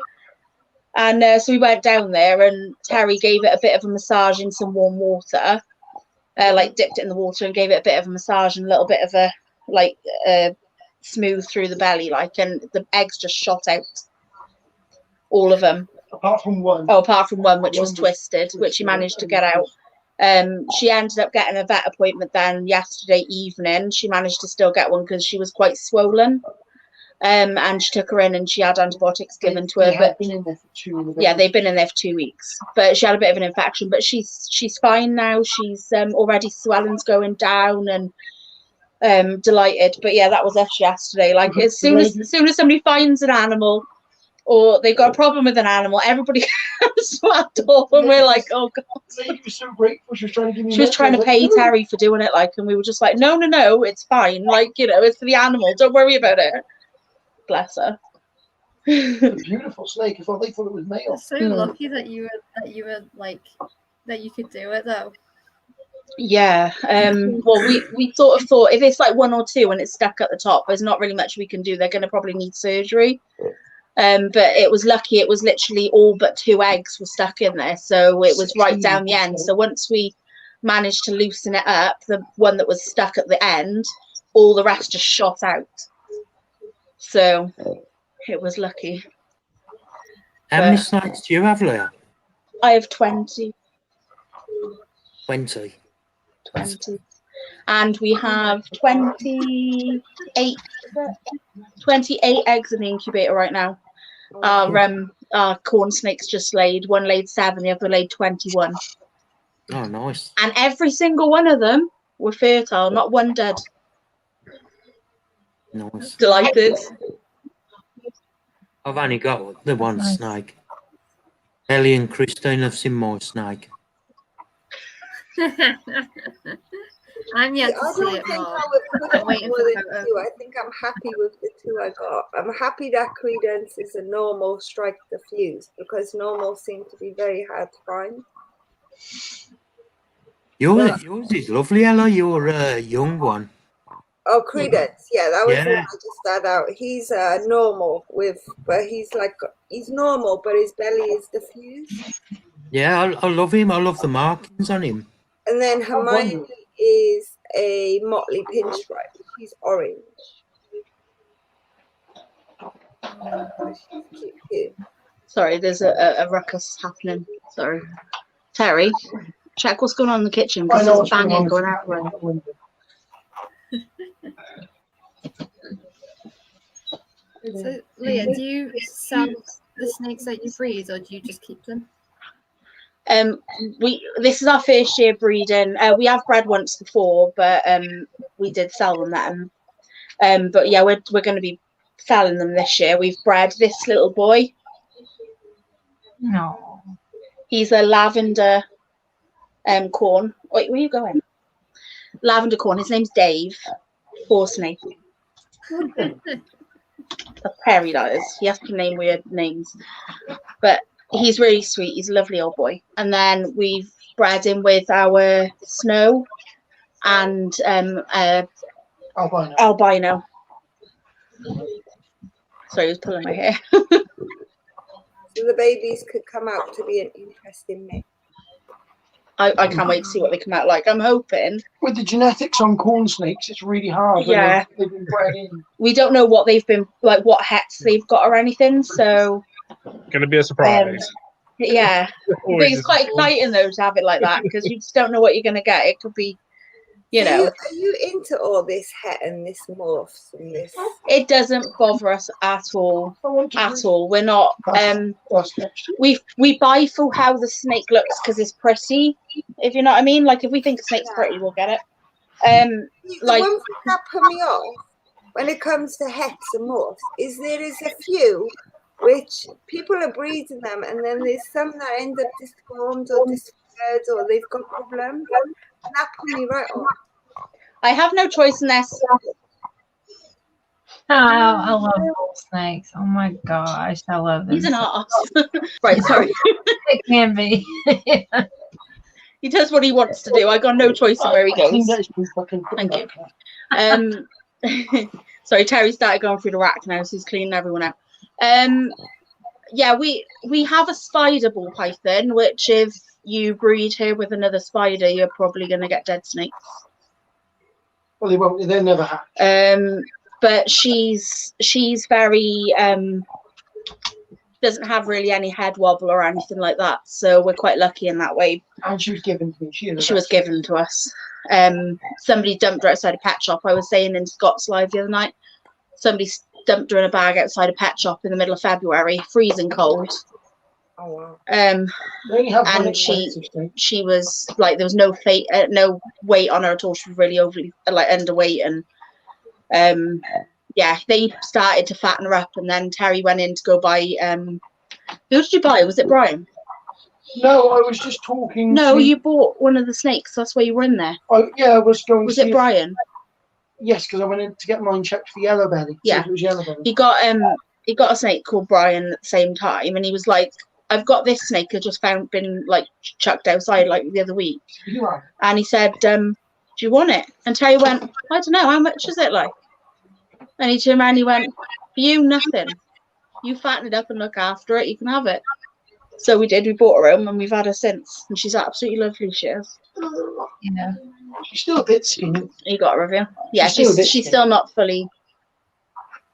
Oh, she's cute. Yeah. She's so beautiful. I think I've seen her. You showed us to him on the stream the other day. Yeah. See, there you go. See, she goes up. Can you see her face sort of tilts up rather than go straight? That's her head wobble. That's how much head wobble she's got. That's it.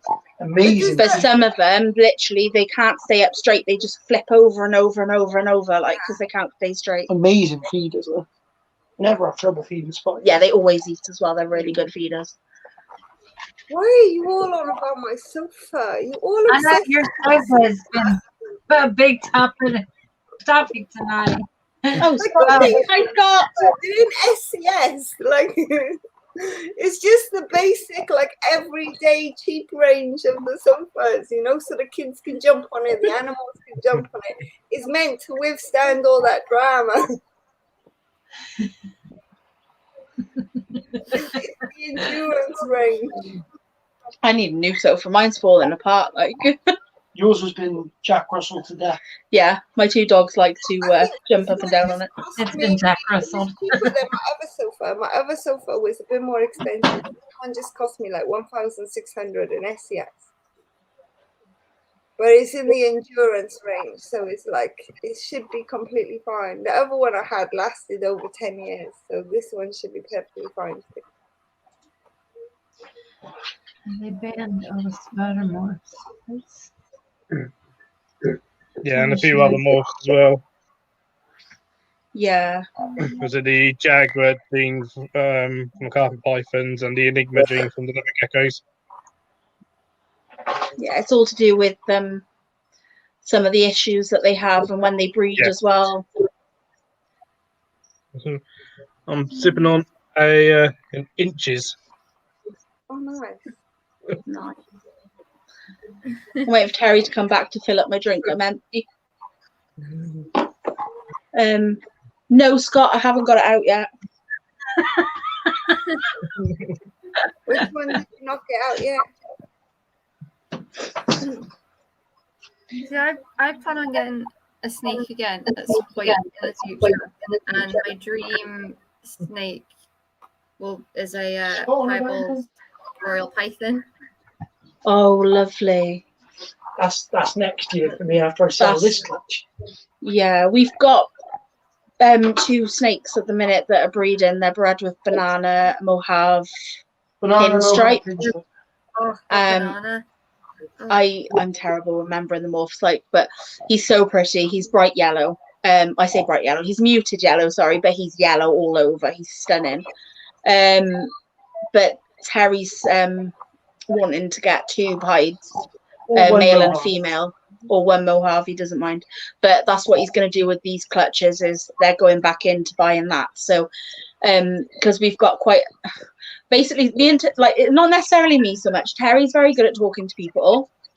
I get really nervous and shy, which it doesn't seem like it right now. But yeah, I do get really nervous and shy. But Terry will talk to anyone. So when we go out, we always go into pet shops because we just love seeing the animals and stuff, seeing what they've got. So Terry will talk to anyone, and all the shops now, they know us really well.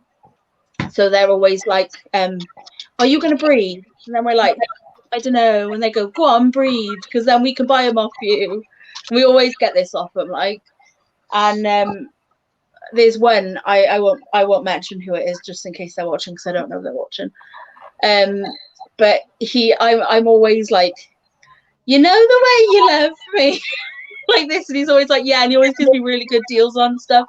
He's brilliant. That's where I got my books. I wind him up. I do.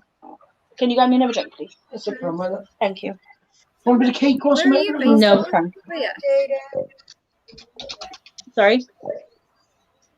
Where are you based? South Wales. I'm actually only half an hour away from Ellie. I bought my car from just around the corner from Leah and didn't even realise she lived there. No way. Where did you get it from? I can't remember, but it wasn't that far away. I know Scott told me. Remember when Scott was down and he was like, "Oh yeah, we came here to Leah's house," and he was like, he gave me the area, and I was like, "That's where I bought my car from." That Lamb Foist, is it? Pardon? Lamb Foist? No, he didn't say that. He said the area, Abergavenny. That's it. There you go. I got my car from up there because COVID hit us, innit? And my next door neighbour was moving. The tractor was moving her out. Drove into my car, wrote my car off. Then I get a car within a certain amount of time, and I didn't want to get another saloon because my driveway goes like this, and it sort of gets like this and scratches. So I was like, I'll get a 4x4. The only closest 4x4 that I could get was in Abergavenny. Oh my god. And then it's a shit car as well. Doesn't surprise me for Abergavenny, to be fair. It does the job though. It drives. It cost me 450 quid to get through the MOT, and it's probably going to cost me another 450 quid to get through the next MOT. But that's what this year's ballpark for me is going into a new car, if I can get enough. Yeah, I am eating my drink. That's right. Go for it. I'm going to come back in a second. I need a bathroom break. Hey, Craig. Hey, Jaden. Hey, anybody I haven't said hey to. Hi, Moon. Yeah, hi. Hey, y'all. It'd be so easy to find out where we live. Just go into Abergavenny, say, "Where's that man? Look, where's all the snakes?" So he lives over there. Everyone knows where we live. That's right, I lives over there. Literally. If you do breed hides, Leah, would you let me know? No problem. It won't be for like a year and a half. Yeah, it'll be a little while, but I will let you know. For definite. That's okay. I'm not looking to get one yet because I just got a gecko and my husband's kind of like. Have you ever seen a super yellow belly? If Terry got his way every time he said no more animals, yeah, but we'd have a lot more than we have. Hang on, hides are cool, right, Leah? Hides are cool, but there's a thing called a spide, which is a spider pied cock, and just the body's white and they got the head pattern. They're pretty cool. Yeah, they're cool. Or a super yellow belly. Scott wants us to get What? What, my boa? Nope. Cuddles? Yep. I can't pick Cuddles up again today. Why? My back's gone. You want me to do it? He weighs like 40 pounds, man. It's so heavy. Terry's gonna get Cuddles, but he's gonna. You might hear a lot of grunting. I'll mute the mic and sleep. I might hear some swearing as well. On my back. He's heavy. He's very heavy. He's 21 And kilograms. Scott, he's bigger than the last time you held him. Oh.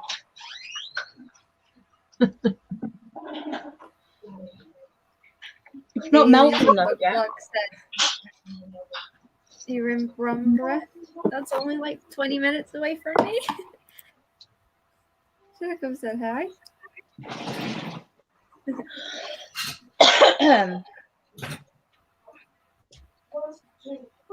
T-shirts are nice, thick, Christine.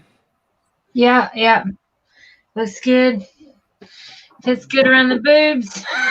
The hips are a bit too tight. Oh, Jesus. Oh. Let's see. You I'm got gonna Maxie? do. Oh, you got Maxie out. Yeah. You remember these people, Maxie? Hey, Maxie. You know you. She's so nosy.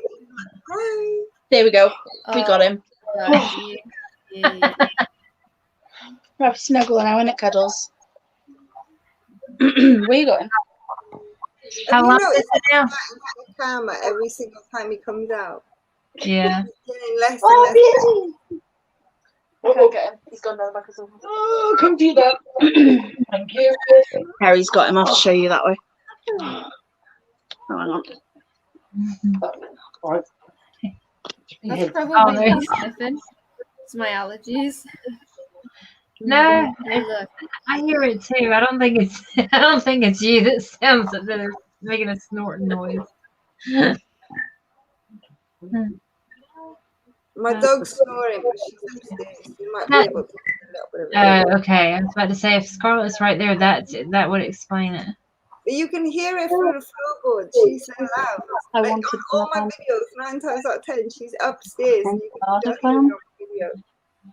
Next year's banana inchy. I can do banana inchy yellow belly next year. What happened, Maxie? What is it? What are you looking at? What do you I fancy a cat snake. Oh my god, they're cute. No, They're cute. no. Why? What's the point of having a snake that wants to kill you? They're cute. Oh, they're worse than my boa. Ah! I did not just spill my If drink. Scott wants a proper snake, you should get a Burmese pint. They're the best snake in the world ever. If you didn't get sedated.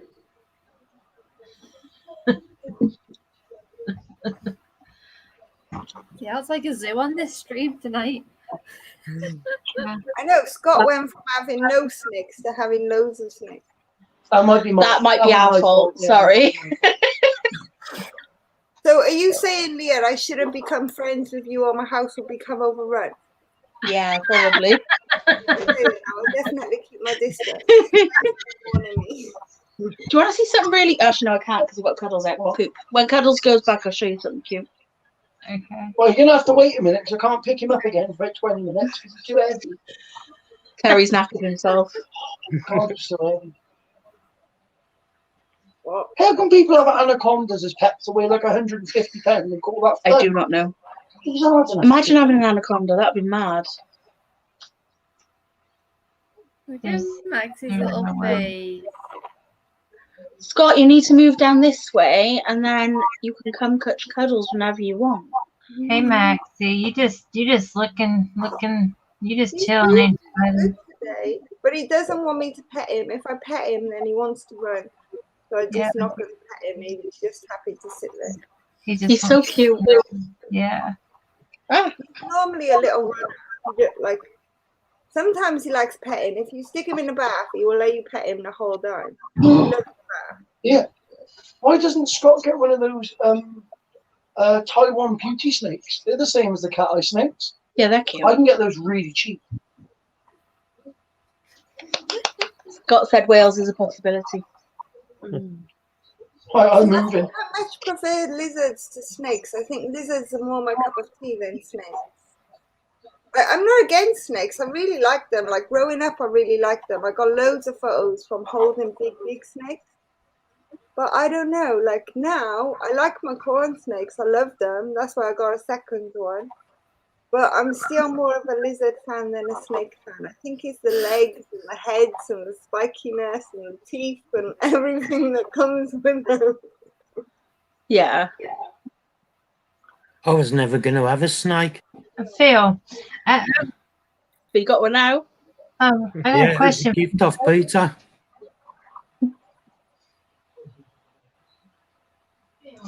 When people are asking about all the critters and stuff there, as far as reptiles go, is there do you get asked a lot, like well, let's see, do you get asked a lot like which one would make it the best pet, or would this make a good pet, or would this make a good pet? Yeah. Yep. All the time. People do it all the time when I'm studying pet-wise. They've got a Burmese python enclosure.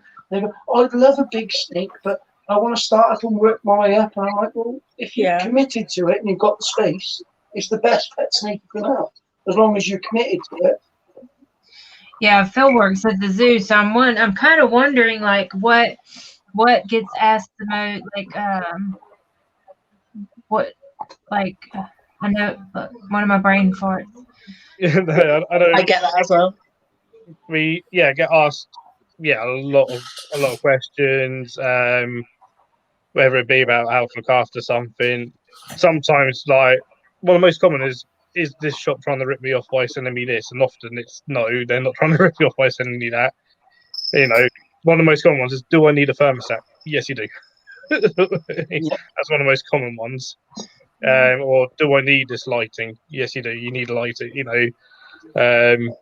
And from a zoo point of view, we say all reptiles need UVB lighting, and that's our policy. And in a measured way. And so, and actually, it's part of license. Actually, it's now illegal for zoos not to give UVB lighting to reptiles. Really? Within the UK, every zoo has to give UVB lighting to every single reptile. And so, as part of RORG, the working group, they helped kind of make that as a licensing thing in place. So if you don't give your snakes UVB lighting, you cannot have a zoo license. And so, because it's now actually under licensing. And so, get asked a lot about that. Get asked a lot about tortoises because we've got rehomed ex-pet tortoises. So at the moment we're not doing any kind of physical talks whatsoever, just because of restrictions. Yeah. But normally we have daily talks and stuff, and that's one of them is things like that. And a lot of our reptiles are rehomed pets. So we try and talk about like responsible pet ownership. Stuff. And then because I've come from the private sector as well as the zoo sector, I'm very much in the middle of everything and stuff. You do get some zookeepers that are very anti-private keeping whatsoever, and so which I don't agree with that. We actually had a debate this year about whether zoos should work more with private keepers or not, and we had a bit of a debate about it, which is it's actually it was a good debate. I'm glad we had the debate. So about some of the issues. So but we sometimes have access to more research sometimes. One of the things came out is that perhaps we should make some of this research more public and stuff. From there, some places, as a company standpoint, thing, they're like, well, we pay for this research. Why should we make this free for everyone? So that can be difficult. Yeah. Yeah, but the thing is, if you do work with private keepers, okay, yeah, you might pay for research, but some of these private keepers, like I'm still new in the hobby and I've only been keeping for just over a year. Some people have been keeping for 20, 30 years and they've learned a lot. Absolutely. Well, one thing that we, was very much agreed upon across the board was that chances are the private sector has more knowledge. See, one thing and across a wider variety of animals as well. And the main thing I've learned since keeping, no matter how much research you do, it doesn't always prepare you. Oh no. You learn on the job more than what you can learn via research. And like when I first started the hobby, I almost didn't stay in the hobby because of the abuse I got while I was learning. Oh, well, you should have known that beforehand. You should have known that beforehand. Like there's so much stuff you learn beforehand. Some of the stuff is even controversial. You're like, do I do it like this? Do I do it like that? I was only 2 months into the hobby and I seen one girl being bullied for putting a Kellogg's box in a spider enclosure. She was just starting out and she was told to provide her with a hide. She improvised and provided her with what she had in her house. Okay, temporarily, that's fine. But in the long term, why don't you just advise her to go and get a better hide? Why bully her? Like, I didn't like that. And I'm against that. Like, I spoke up. For one, I private messaged her and I was like, look, temporarily, that's fine. It gives you a few days to go and get something better.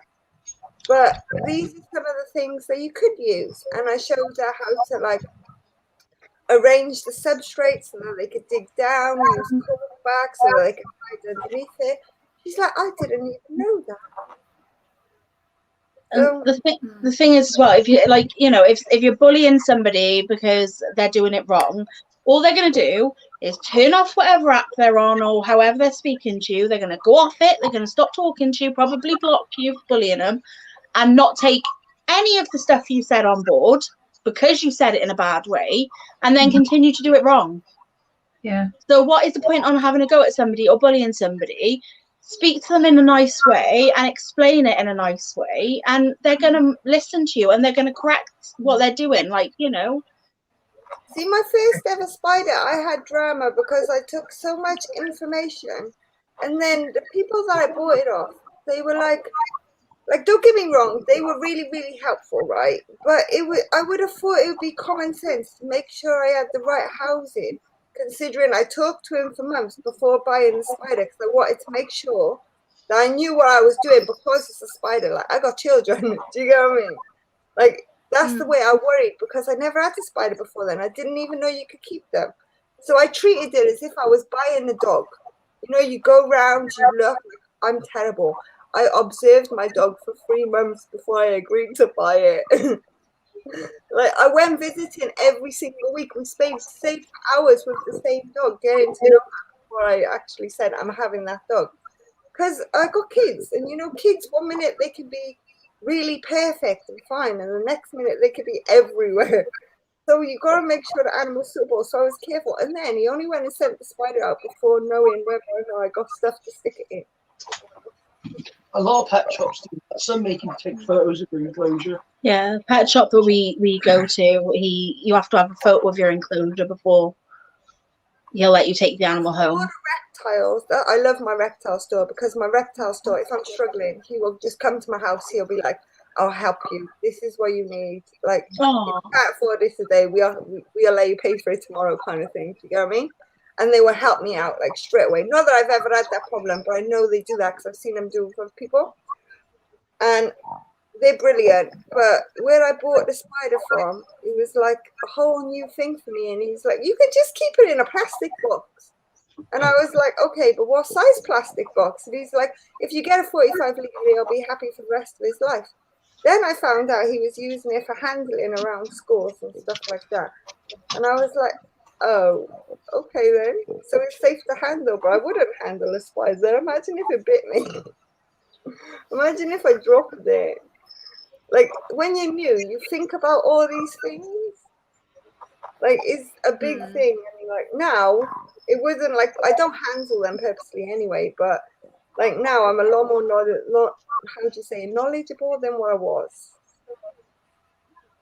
And I've always got enclosures ready. I mean, things are always changing. We're always learning.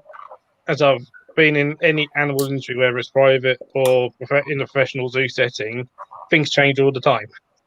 So, sometimes on a monthly basis, sometimes, change how we're doing things and stuff. And it's being fluid. There's not necessarily one way of doing things and stuff. And there's just no need to be with someone just because they're doing something slightly different to you or whatever. So, I've noticed that zoos have started to keep their snakes. Well, bye, Peter. You notice that? See you later, bro. Call you tomorrow. Yeah, Terry was just saying some zoos have started keeping some of their snakes communally. Yeah, it depends on the species. Very much depends on the species. So, what was in there? There was a retic in the one. And they keep their burns together as well. Their burns, and they kept anacondas. Corn snakes. I mean, all those together sounds a bit dodgy. No, not all together. I hope they're not all those together. That's. Could you imagine? Small snake food. They had like 3 anacondas in that enclosure. It was lovely. Yeah. But I mean, mixed species enclosures is a big thing that is being researched a lot of trial and error researching it. And so, but we have a database where we basically put in what we find has worked, what we find hasn't worked, and stuff to kind of help each other. So, like, don't hear any more because we don't have any. I've mixed green iguanas with pygmy marmosets, and so I'm constantly trying to do sort of mixed taxa enclosures and stuff. Just mainly because the average time spent at a zoo enclosure is 3 seconds. Yeah. So we're constantly trying to create interest for people to actually look for stuff. So there's a lot of that going on and stuff. Where we like mixing fish, so creating big paludariums if you have the space. Mixing birds, so we've got tortoises and birds together. Yeah. So, and I've seen we got sulcata tortoises, leopard tortoises, Vonderdeckers, hornbills, and red-crested turcos all together. And I've seen sulcatas, leopards, hornbills, plated lizards all together. Right. Okay. And so, if you've got the space, you've got hiding places, you've got all the different areas and stuff. It can work. I think as well, if they're together in the wild, going back to the whole trying to keep it as, if they're together in the wild, I think they're usually quite good. Like at the minute, I have a communal enclosure, an invert communal enclosure, which I just keep African/Madagascan species in. Yep. I've got hissing roaches. I've got millipedes. I have got stick insects in there as well, but which I don't think they're African, but they're in there because they're the only thing that sits up in the branches because everything else stays on the background and in the substrate. Some beetles, I've got them in there, and I have got giant African land snails in there, which people said you shouldn't do because they'll make a mess of the enclosure, blah blah blah. But to be honest, I've had this enclosure set up for years. I've had it set up for years. It's doing amazing. We've got an enclosure of land snails, some beetles, and millipedes all together, and they're absolutely fine. I mean, the enclosure is like 4 foot long by 2 foot by 2 foot deep. I'll turn the camera so you can see mine. We consider that kind of a medium enclosure because what few bases doing even bigger. So a friend of mine at another zoo, they've just done basically the same sort of mixed species invert enclosure, but it's about 7 foot tall by about 4 or 5 foot long, and about 4 or 5 foot deep, with about 2 to 3 foot of substrate for them. Sorry, can I ask Leah, what millipedes are you keeping in there with your, like, what species are all in there together? I had Africans, The giant African trains, yeah. And now I have pink. Is it pink? No, matte blacks. I wasn't putting the matte blacks in. I had another enclosure for them, but I've put them in there now. How they big seem to be doing right. Do you give them more than that substrate? I give about that amount of substrate, but it's that deep. The whole bottom of the tank up to the rim is full. Because I need to find more beetles to stick in mine, because my last beetle now died, which I don't even like. I think it died, or it could be buried somewhere because I can't. Do you want some sun beetles? Well, in mine I've got, but it's not tall like yours. Like, it's tall with substrate, but above the substrate is not tall. So anything that needs to go up arboreally, it can't, unless I change the house. The sun beetles they'll sit on top of the soil as long as they've got I've got in there. I've got African tray millipedes, which are still really, really happy. I've got hissing roaches, which is breeding like nobody's business. And then I've got my snails are in a separate enclosure. They're in a fish tank with about this much substrate, and they eat pretty much anything. Like, I decorated their enclosure with plants and trees, and they've eaten them all. Yeah, sounds about right for snails. But they're doing really, really well, so I really like them. I'm hoping to breed the snails anyway, because, I don't know, they're kind of like having a fish tank, but with snails instead of fish. Do you know what I mean? Like, they're the ones that you observe, but you don't do anything. Well, that's what my communal's like, because I have got fish. Sorry, scoot up a bit. I've got my fish tank, which is behind Terry there. Yeah. And then literally across from it, I've got the communal. And that's underneath my TV. So, like, we'll sit there and, like, just watch it. And the amount of activity in there from the sun beetles, the stick insects mostly. You do see cockroaches. This time of night, the roaches are out. So they all come out at different times as well, which is great. It's really entertaining to watch. But it took a while to set it up. But once it got started, it was fine. I have no real live plants in there. They're all fake plants, except for the stuff I put in for feeding them. So there's like a branch of ivy, branch of bramble, and a branch of privet in there, always. See, with mine, like, apart from my spiders, I use fake plants for my spiders for decorations. But I tried to get the soft ones, like the fish tank ones. Yeah. The really, really hard ones. And I use them, and I use like gravel and stuff. But in my snails and in my skinks, I've always put like live plants, but they always get eaten. So I suffer with my plants being eaten. That's why I did it that way with the fake, and then just put the live plants I snipped from. We've got like a wooded area at the top, so Terry goes up there and gets it for me, and we've got a whole privet hedge at the front. I'm also growing my own vegetables as well for all the animals. I do my own gardens. Otherwise, it would just cost me an absolute bomb to keep feeding them all the time. Like, we spend probably about £5 just on salad a week. That's just salad. That's without like peppers, anything else that we can feed the birdies, carrots, all that stuff. That's just the lettuce and salad. She will only eat leaf salad. Yeah, they can be a bit picky. We kind of, ours are quite good now. We had a long time where they would only eat bugs, because when we got them, they wouldn't eat anything but bugs. See, we were just took a long time. Salad, because she started eating leaf salad to begin with. Then she was like, nope, I'm not eating that. I'm not a vegetarian. I'm not a rabbit. I only want dubia. We give her mealworms, and you can ask Christine, the state of the glass. She just mutilated them. She didn't eat them. She spread them everywhere. And the thing is, I had just cleaned it all out.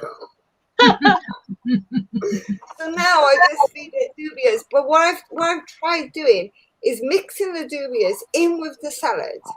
So it looks like the salad is moving, and it seems to get her attention a lot more. Yeah, that's a really good way to do it. That is a brilliant way to do it. And I also mix the calci powder within the salad, within the dubias. So if she eats the salad, she gets calci powder. If she eats the dubias, she gets calci powder. I don't get what.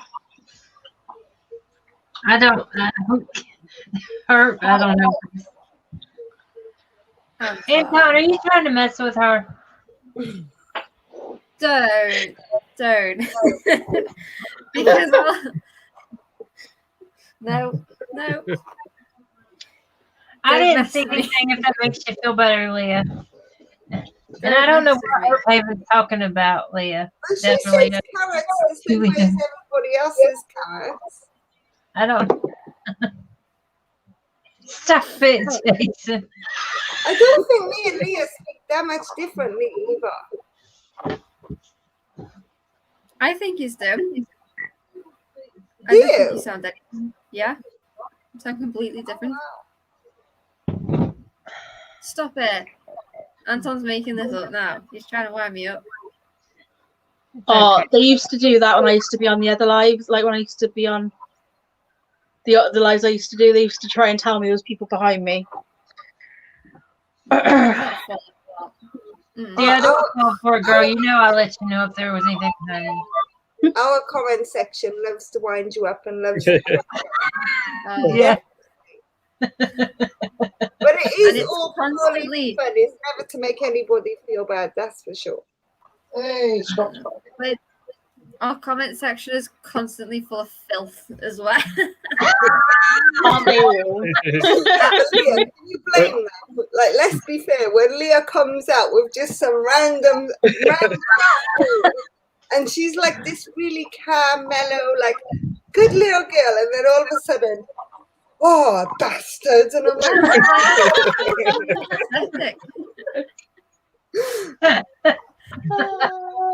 and then Leah was brutal. Like on Leah's last stream, everybody was crap.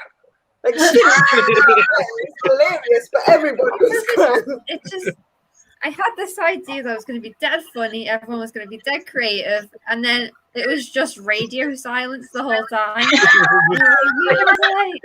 Really disappointing me on this one. But it's fine. Oh, my goodness. It's like if you want to let loose, lay your hair down, enjoy yourself, have a laugh, not take things seriously, you're in the right place. Yeah. Just so Scott, you're crazy, ain't you, Ellie? What did you say, man? It's because you're crazy, ain't you? Well, if I'm not crazy, who else is going to be crazy? But at least I'm logically crazy because I know what I'm doing. I don't deny what I'm doing. And I do it with intent.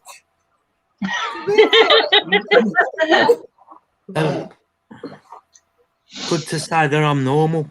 Are you sure about that?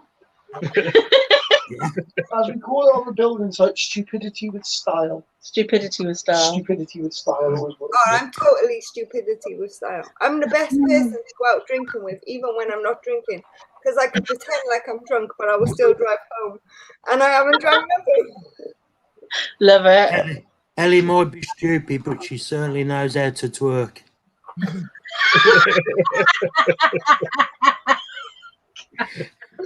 Oh, God, man.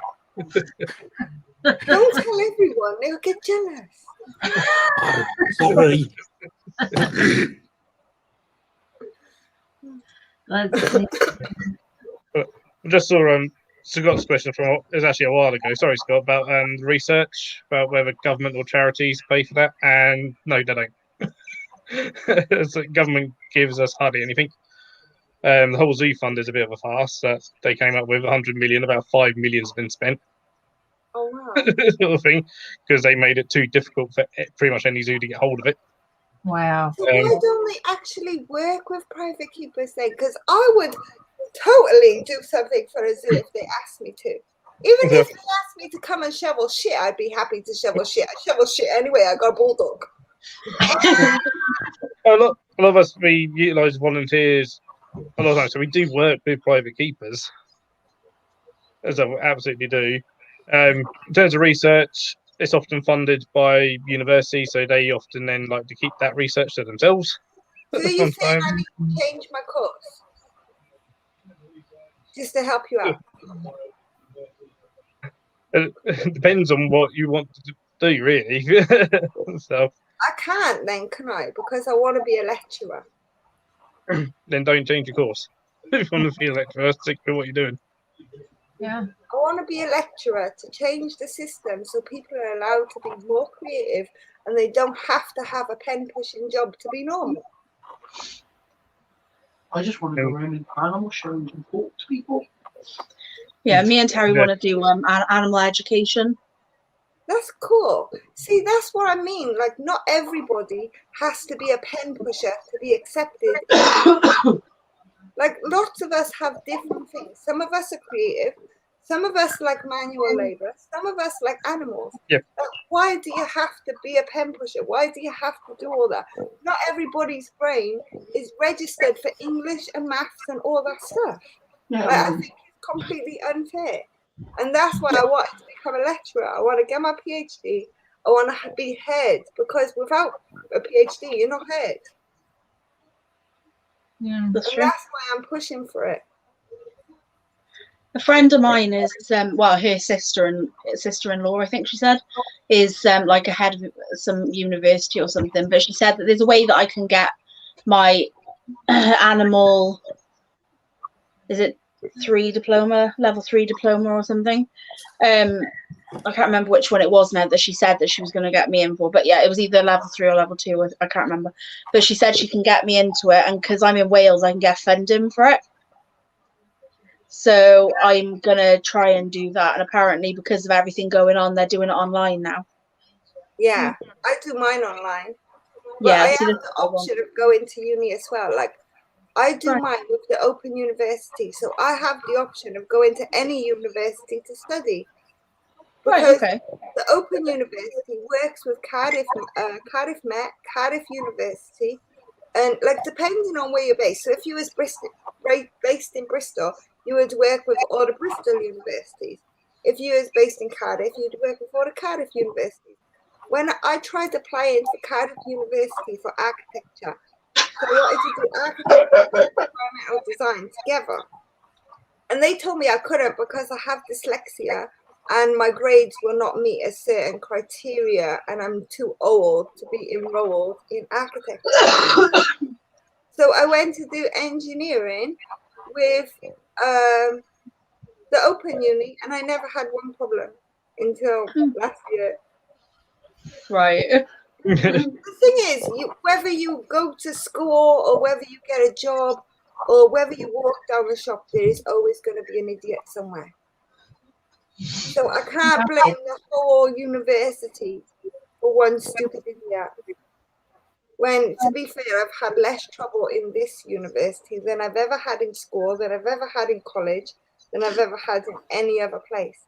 Because I ain't stopped. Like, I got my goal and I just keep going. No matter how much I stress out, no matter how much I want to quit, I still go. Yeah. I'm not an engineer. And how would Sorry for everybody when Terry just started wetting himself laughing. He read Scott's comment on the telly and he just died. Yeah. Scott is something else. Yes, Scott snapped when she was redoing her back garden, honey. Yeah, all my slabs are laid now. But I might buy more slabs, you know. I've got other ideas, but I don't know what to do yet. I don't know whether to make it like a sand pit for the animals, because, you know, like the dogs and the cats love to poop in the sand.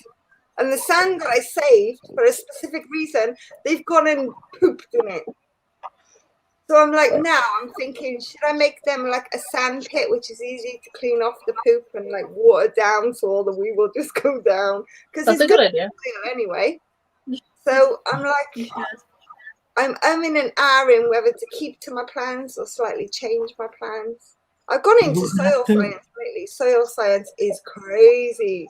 Like, it's so interesting. Ella, you wouldn't have to clean it off, the dog would eat it.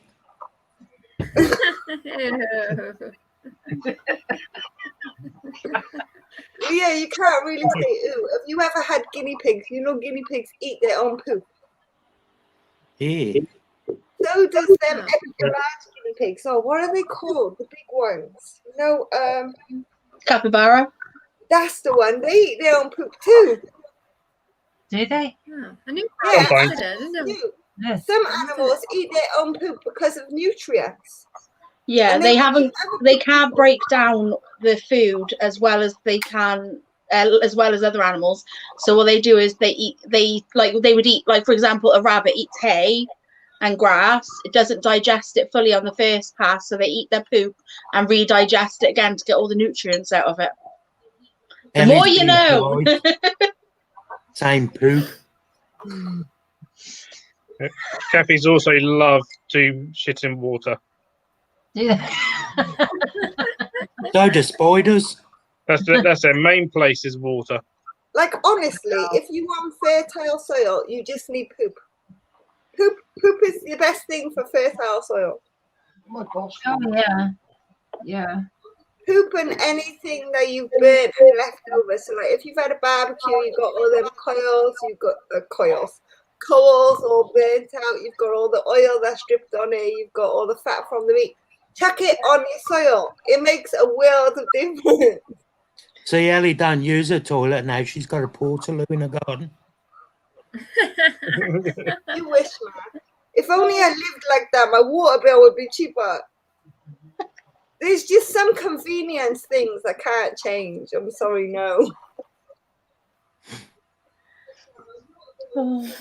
I tell you what, if you're actually trying to fertilize soil for like your plants, if you've got beetles, some beetles included, keep them in a pot, like a tub, like a rub.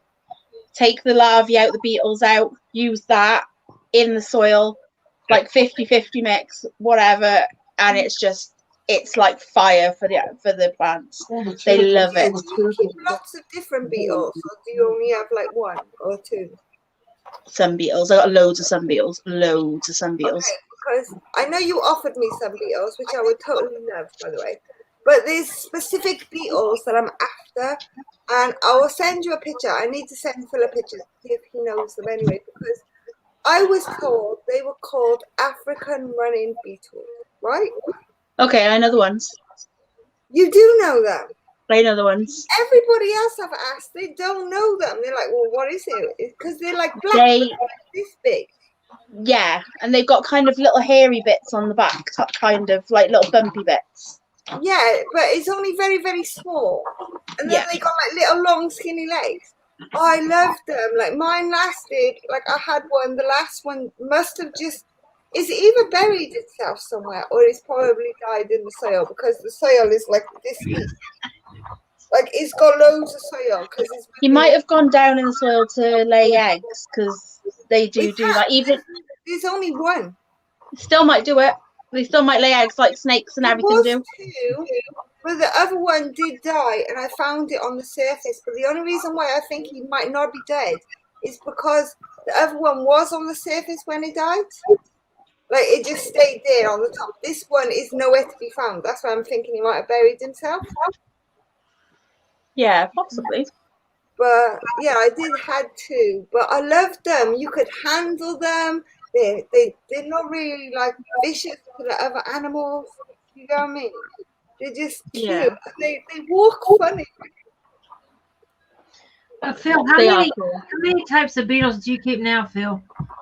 Like how many different? At the moment, we've got 1, 2,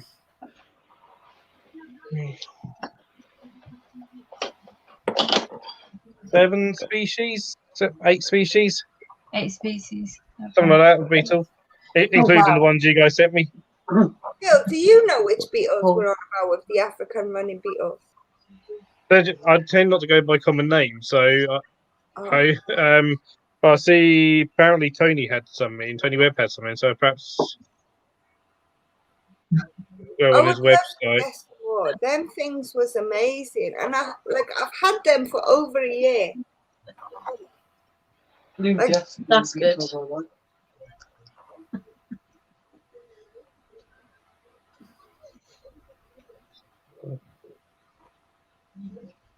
Phil, have you ever kept Manticora beetle? I haven't kept Manticora, no. I was very tempted with Manticora a while ago, like a couple of years ago, but I narrowly missed out. So I'd love to keep beetles, like love to, but my other half has like completely put his foot down with having beetles. He's just his idea of it is complete no. He said the spiders are one thing, but beetles he won't let me have any. Which I suppose is fair enough. Like I can't keep roaches either. That's why I don't use them as feeders, because he won't have them in the house. Oh wow. I do understand that. Like the thing is though, roaches are different. Like, let me be honest with you, right? I stayed in Kenya for 6 months. Everywhere is infested with roaches. All you want to do is kill them. They drive you up the wall. They're noisy. They attack your food. They have a longer bum than that. A little bit small. Let me see if I can find a picture. I have pictures. Them ones are a bit small compared to the ones I'm on about. But like the ones in Kenya, the roaches in Kenya will drive you mad. You will hate them. Like honestly. But then you get dubious and you get medliners and they're completely different. Like they're so much different. Yeah. See, I'd love some beetles. I'd love them and death staining beetles, but every time I bring it up, my other half is like, nope. They're so pretty. They are pretty. Yeah. Yeah. You might have to tell other Leah about you might have to tell other Leah about the way you get your own way. If there's certain things you can work your way around, you can get your way to anything. I'm not saying anything. You can just work your way to anything. I'm not saying nothing. Carrie. Nice. I didn't say nothing. To be fair, I've got 26 tarantulas now, and it was supposed to stop at about 2. So to be fair, you know, Adam does put up with me constantly saying, "Oh well, the spider shop has got more jumping spiders," and he's like, "Don't even talk to me." Yeah, there we go. I was supposed to stop at 2 as well, Leah. Yeah, see, it doesn't work that way. It just doesn't. And then I got the gecko, so I got my own way with that as well. Yeah. And then eventually we'll get a snake. My other half said to me, if I go home with more than one spider, she's leaving, and I turned up with 2. See, I'm really lucky. Like my other half is so nice. Like he told me before, because I said I wanted to get another snake. He's like, but you don't really need another one. I would not advise you to get another one. If you ask my opinion, my answer is no. Which I was asking his opinion. And then I was like, credence, he's a normal, I've got to get it. Like, he only bit one person before. And I got him anyway, and he's happy with it. Like I can't ask for a better person if I try. Little quails. Oh, it's a bird. Yeah. Is that a chicken or what is it? Quail, baby. Yeah, if you well, go I say baby, but what have you done to your wing? It's got all dirt all over his wing. Ellie, if you go to her TikTok, you'll see the whole thing. I don't want to. I'm sorry, Leah. No. It wasn't it. Getting his wings. So I was talking about the whole quail thing. It was so cool to watch.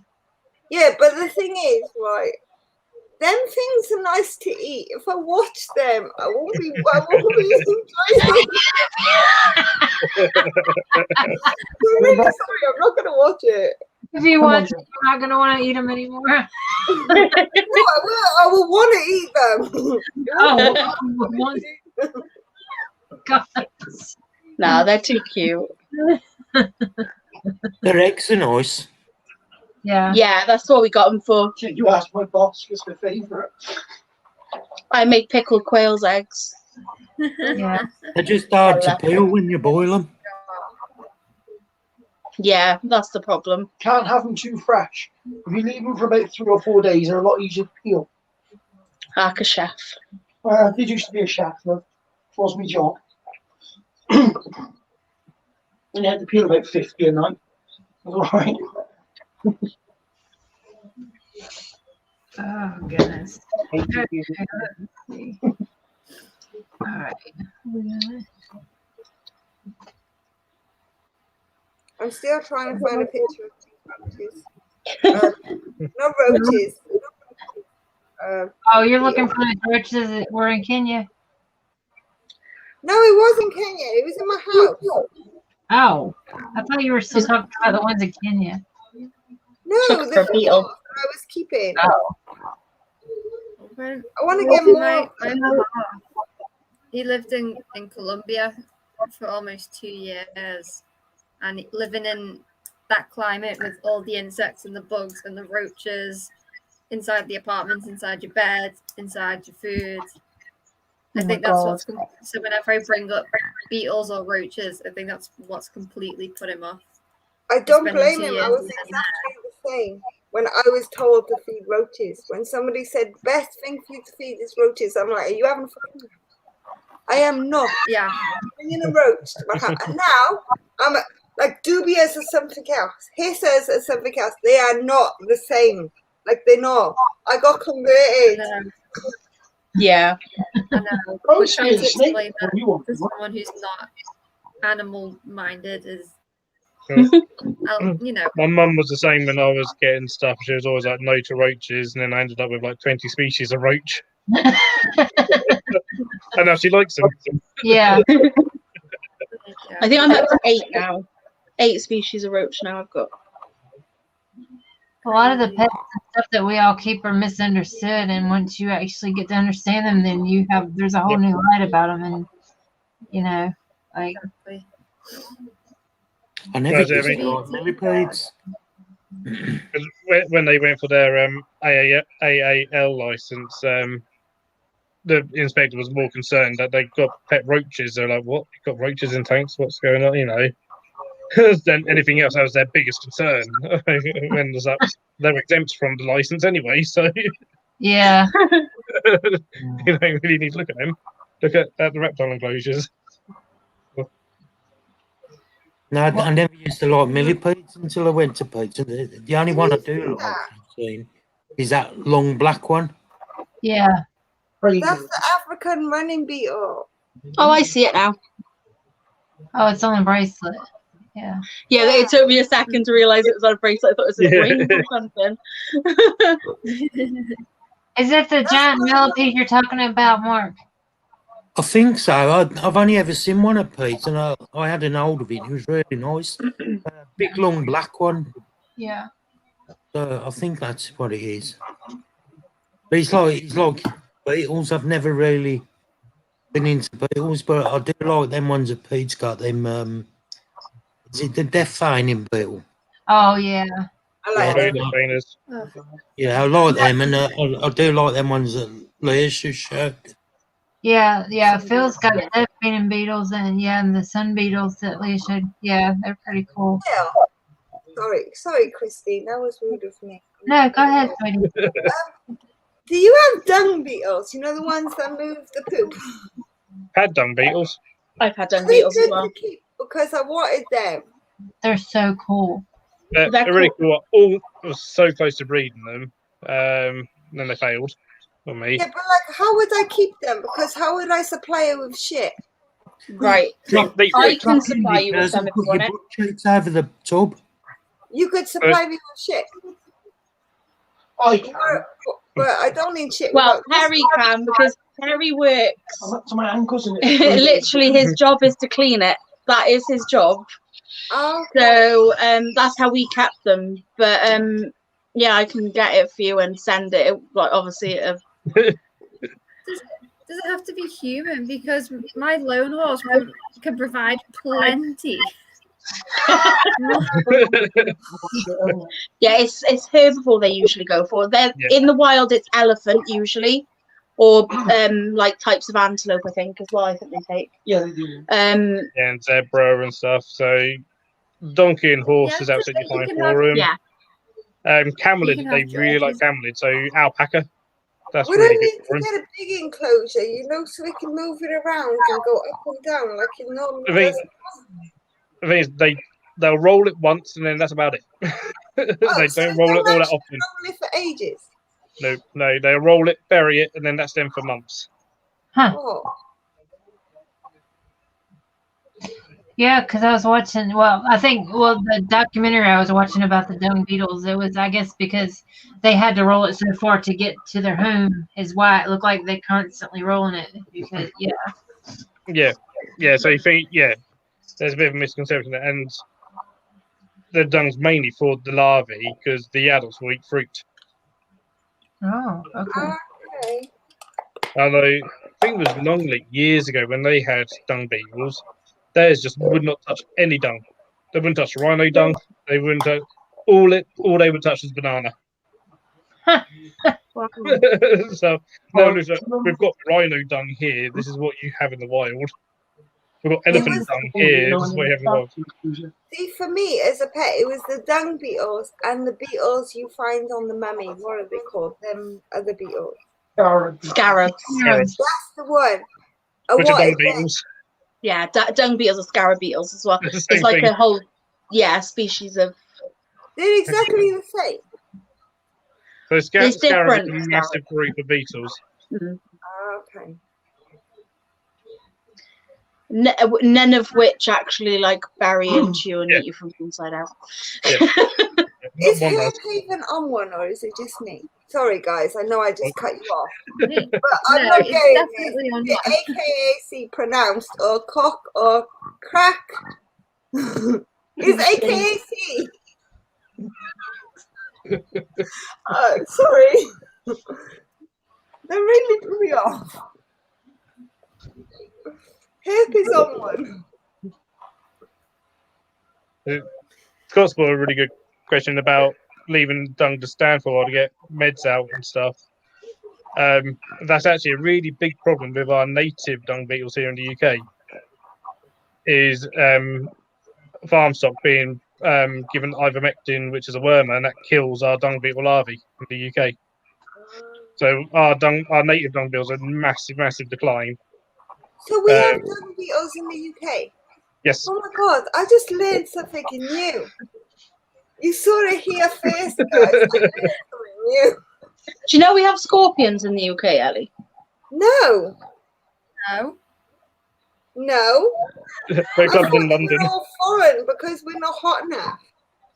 Go clubbed in London. And we have pseudo scorpions. Mm-hmm. Those are cool. I'm going to be Googling this stuff now. I've never seen a scorpion. Go down to Cornwall and there's stick insects. Pardon? In Cornwall, there's stick insects. Yep. Oh, yeah. I've heard about the stick insects. I've never heard about the scorpions or the dung beetles, though. I know there's beetles in the UK, but I didn't know they were dung beetles specifically. Give it about 2 weeks. Ellie's gonna have dung beetles to set up and ready. Oh, I totally am.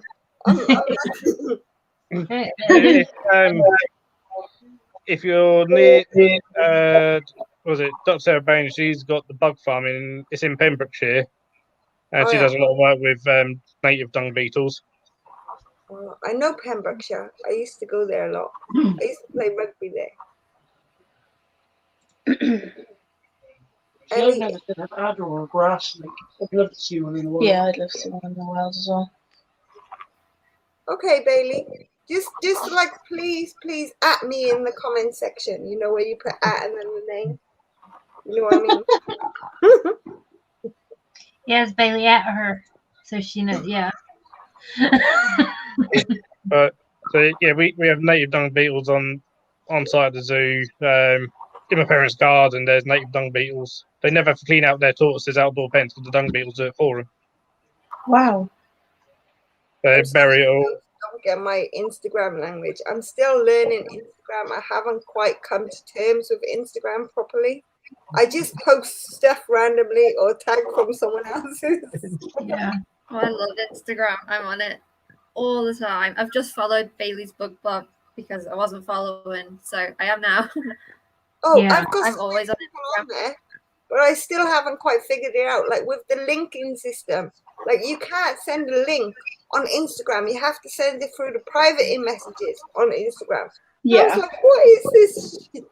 What a lot of people do is if they put a new video up, they put it in their bio. So if you go into your bio, you just you know when you edit your profile. No. Okay. If that's your profile, the bio is this bit, you know, all this information there. Okay. the I bio. thought you just set that one time and it's done. You can do it and then leave it as it is. But if you have a new video up on your YouTube, you can add that video link through that. You have to delete your channel link and just put your video link on there. A lot of people will put like they'll put an Instagram post up with like say the thumbnail of the video and then say link in bio underneath it, and then people go to your bio, click on it from there.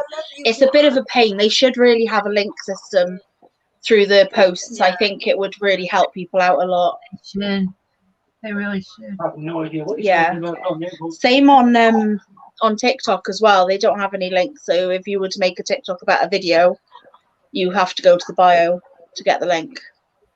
See, I only checked random shit on TikTok. Like, I don't even check it. Like, I do check it if I get a message, but 9 times out of 10, the messages I get are stupid. So it's like, or is them girls saying, "Oh, we do sexy time." I'm like, what Yeah. like girls. I just automatically delete them. I'm like, go away.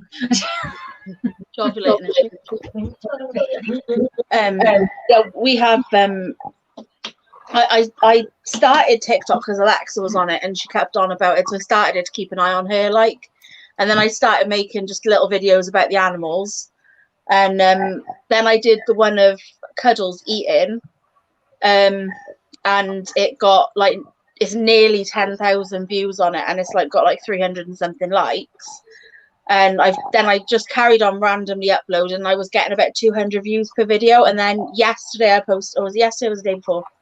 No, day before yesterday, Friday, I posted a video about the cat that came in my house, and it hit I think it's like on 3,000 something views, but it's hit like 600 and something likes. Can I butt in for 1 second, please? Bailey, you know this UK bug, right? This UK beetle. Can I stick it in my garden? I am allowed to stick it in my garden, right? If I got them. Then they could cut.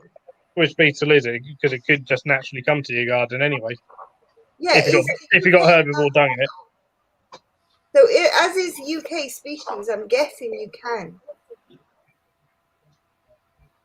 The only reason why I'm questioning it, right, is because I found a beetle in my garden before, and it was a beetle that I never saw. It came into my house, and then I had to figure out some bugs people in Wales to find out what the hell this beetle was, because it was definitely a bug, and at first I thought it was a wasp with no wings, because it was just trying to like sting, and then in the end I found out it was some beetle.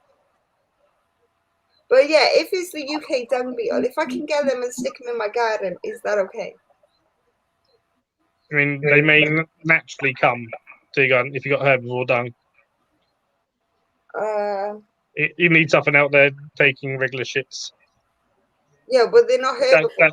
That's herbivore. My animals like to eat other animals. You have to get yourself a horse. I can't put a horse in my garden. My garden's not big enough. Go on those miniature horses. I think the biggest thing I can get in my garden is Have you seen Ellie's garden? You need a pocket pony. Bye, Scott. My garden's probably Bye, Scott. my garden's probably roughly about 26 foot by about 40 foot. There's no huge. Not enough for a pony though. No, not enough for a pony. That's what I mean. It's not very big. No.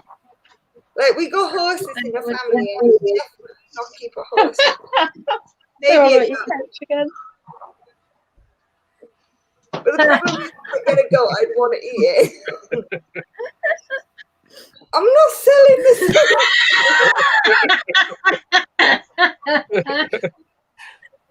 What is it with my sofa? Do you not like this sofa? It's very comfortable. It's a pretty kitty cat.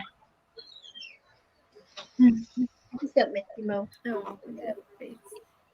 Everybody's against my sofa today. Oh, no. Hey, Tommy.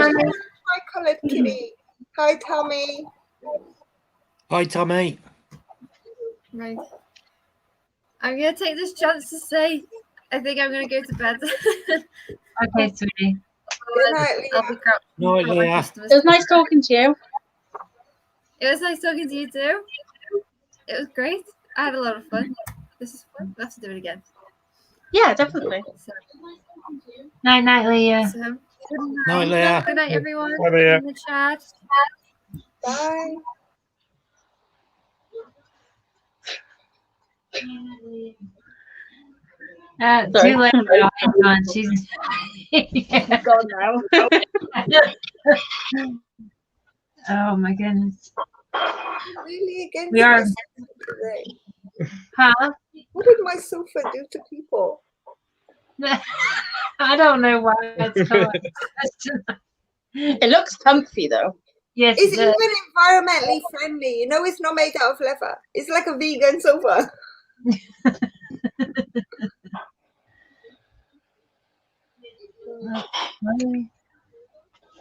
Oh. I don't get what I want against my sofa. Oh, where's mine? Ash, did you want some of my cake? Hang on, I gotta go kill my husband. Okay, have fun. Hold on, I gotta go kill my husband.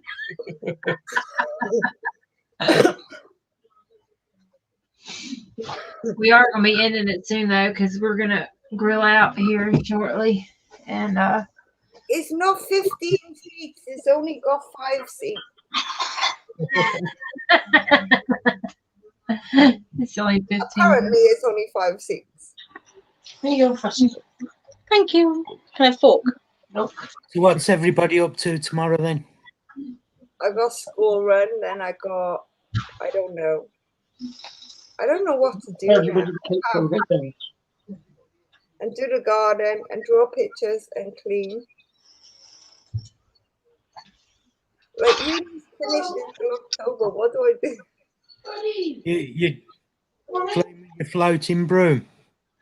Well, no, because I always find something to do. But like today, I couldn't go out and do the garden because it was like hammering down. Oh, he's back.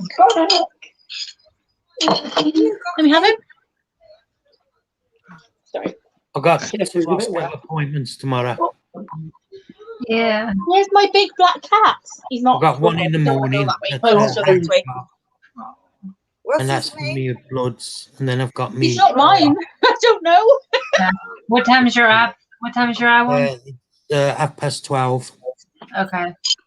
And did blood work before that? Yeah, This me one is to not. check my warfarin levels because I'm on blood thinners from when I had my blood clots. Yeah. Yeah.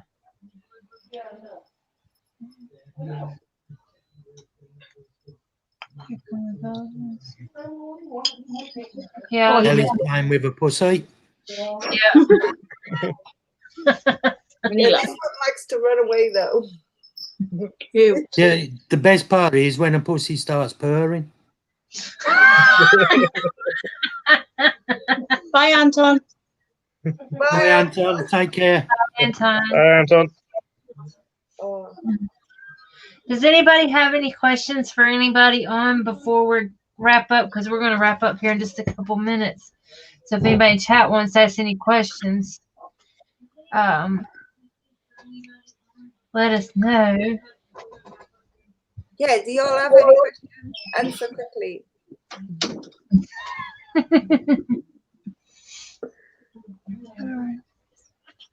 Nobody else can have me peeking at. I got a question for Leah. Hmm? I got a question for you, Leah. Yeah. Where's mine? Harry was baking today. He made me a cake. How cute was that? Victoria sponge. He's such a good cook. I'm really lucky. I made red velvet cake as well. Yeah, he made red velvet cake as well. Oh, Yeah, Andrew, I've had some new spiders. Leah, can you ask him to send it to me before he cooks it? Because I only like the batter. I don't like cake when it's already made. I love cake batter.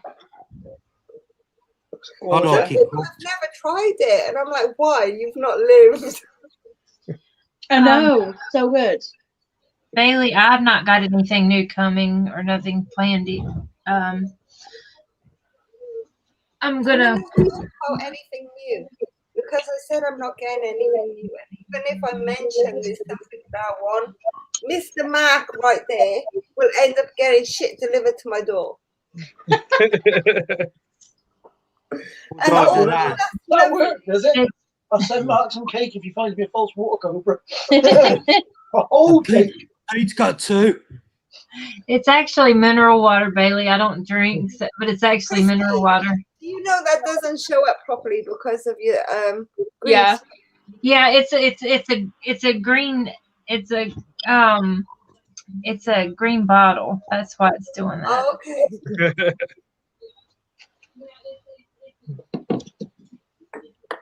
Magic potion.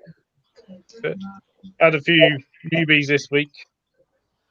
Oh, you are so lucky. You had loads of newbies. However, I would disagree with the centipede. Mineral water, not alcohol. Oh, okay. Yeah.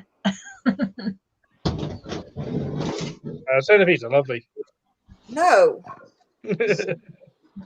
No, they're nasty. They're lovely. I love centipedes. I like them. Terry doesn't, so I haven't got any. Oh, I found loads in my garden when I was digging it up, and I was like, hell no, go away. Go away. They still give me the heebie-jeebies too. But I like millipedes. I'm fine with them, but something about They are fast, aren't they? They're very fast. Phil, do you want to tell him what you got, or shall I tell him what you got? Because you know I watched the whole video. If you can remember them already. Yeah, you got a centipede, you got beetle grubs, you got the wolf spider, you got a fishing spider, you got that other one. That other one. Yeah, the first one that came out of the mystery box. Or is that a wolf spider? Is that the Latin name or is that the common? I think now. You know, I'm not good at memory games. Do you know? There's an animal that I really, really want. It's called that other one. Does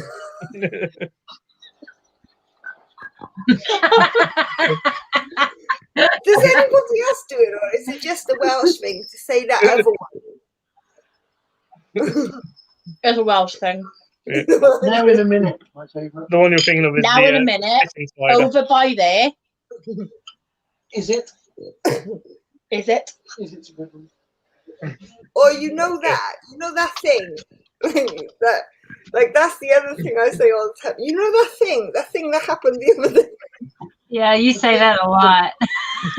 You say that a lot.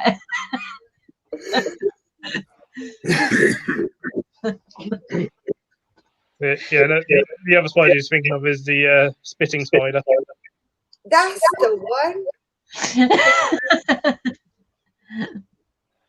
And then a couple of scorpions. Yeah, you did. You had 2 scorpions, if I wasn't wrong. One scorpions and stays itty bitty. I don't know nothing about scorpions, but I know he's got one that stays itty bitty. Yeah, little striped tail. When you applied to get your mystery box, you said that you love scorpions and you love beetles. And anything weird. And then See, I do pay attention. Bailey's got a spitting spider. I wouldn't even want to see what a spitting spider would look like. That even sounds scary. What was that? I said I don't even know if I want to know what a spitting spider looks like. It even sounds scary. I mean, this one's only tiny. It's like a 1 centimeter sling, so What it does looks it like do? any other spider at the moment. Guessing it spits venom. You know, I'm not overly sure on this bit. I don't know if it's that or whether they like shoot. Well, I don't know. Bailey might know a bit more than I do on that one. The American one. I've never kept spitting ones before, but I've only got something two. I will be learning.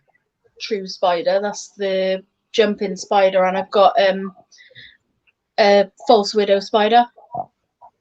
I couldn't tell you what true spiders I have. You'd have to Right. come and look at my webs and my ceiling and. Obviously, I've got loads on the ceiling. Ellie, I'll come and look at your web.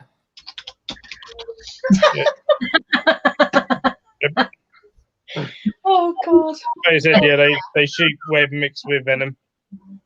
That is neat. That's pretty awesome. I was gutted when I had to delete my video. Yeah, that did suck. My rehouse.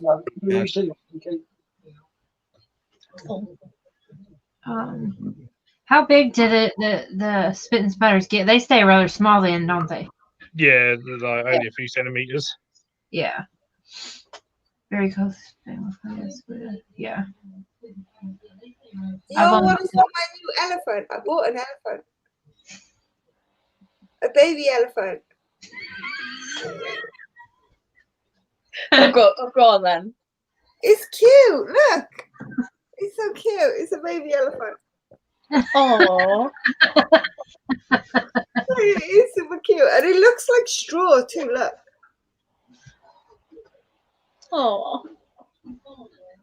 Oh, This is sorry. I actually was really well impressed with my baby elephant. It's cute. It is cute. It was £3. Only £3. It's a bargain. I've got a purple llama sitting on top of Princess's enclosure. Oh, you should see my giraffes. My giraffes cost me way more than that. But then they are hand carved, so I want to look at your giraffes. Well, you can't. They're in my toilet. So when you visit me, that's when you get to see my giraffes. They go to the toilet. I have love giraffes in my toilet. They twist around each other like this. They love. Oh, cute. She's a neck as a toilet roll. That'd be funny, mate, going to your toilet, Ellie, instead of you coming into mine all the time.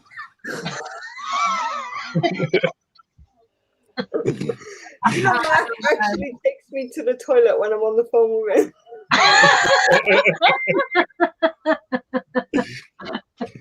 But you know, Mark got a buddy because every time Mark's trying to bully me, his wife comes and joins me. It's like tag team. Oh my goodness. I don't bully ya. Let me get you my giraffes. I got my giraffes. Yeah, go and get them. Let's have a look at them. Oh. I want to do something different with my hair after the wedding this weekend. I just don't know what I want to do. I think I want to go with like red. When's the wedding, Christo? This red. Which one? Red. That's pretty. It's this Saturday, Mark. It's my love Saturday. No wonder why you've been busy with it then. Oh, nice, Emma. Yeah. I had them for long now. And then I got an elephant too, which does have like proper. It does got proper tusks, but I take them out because I'm against the ivory. Yeah. So I didn't put them in there for a display because I don't think they should be sold. But this one came from Sri Lanka, and this one came from Kenya. Oh, the tusk were ivory. So that's nice. Okay, gotcha.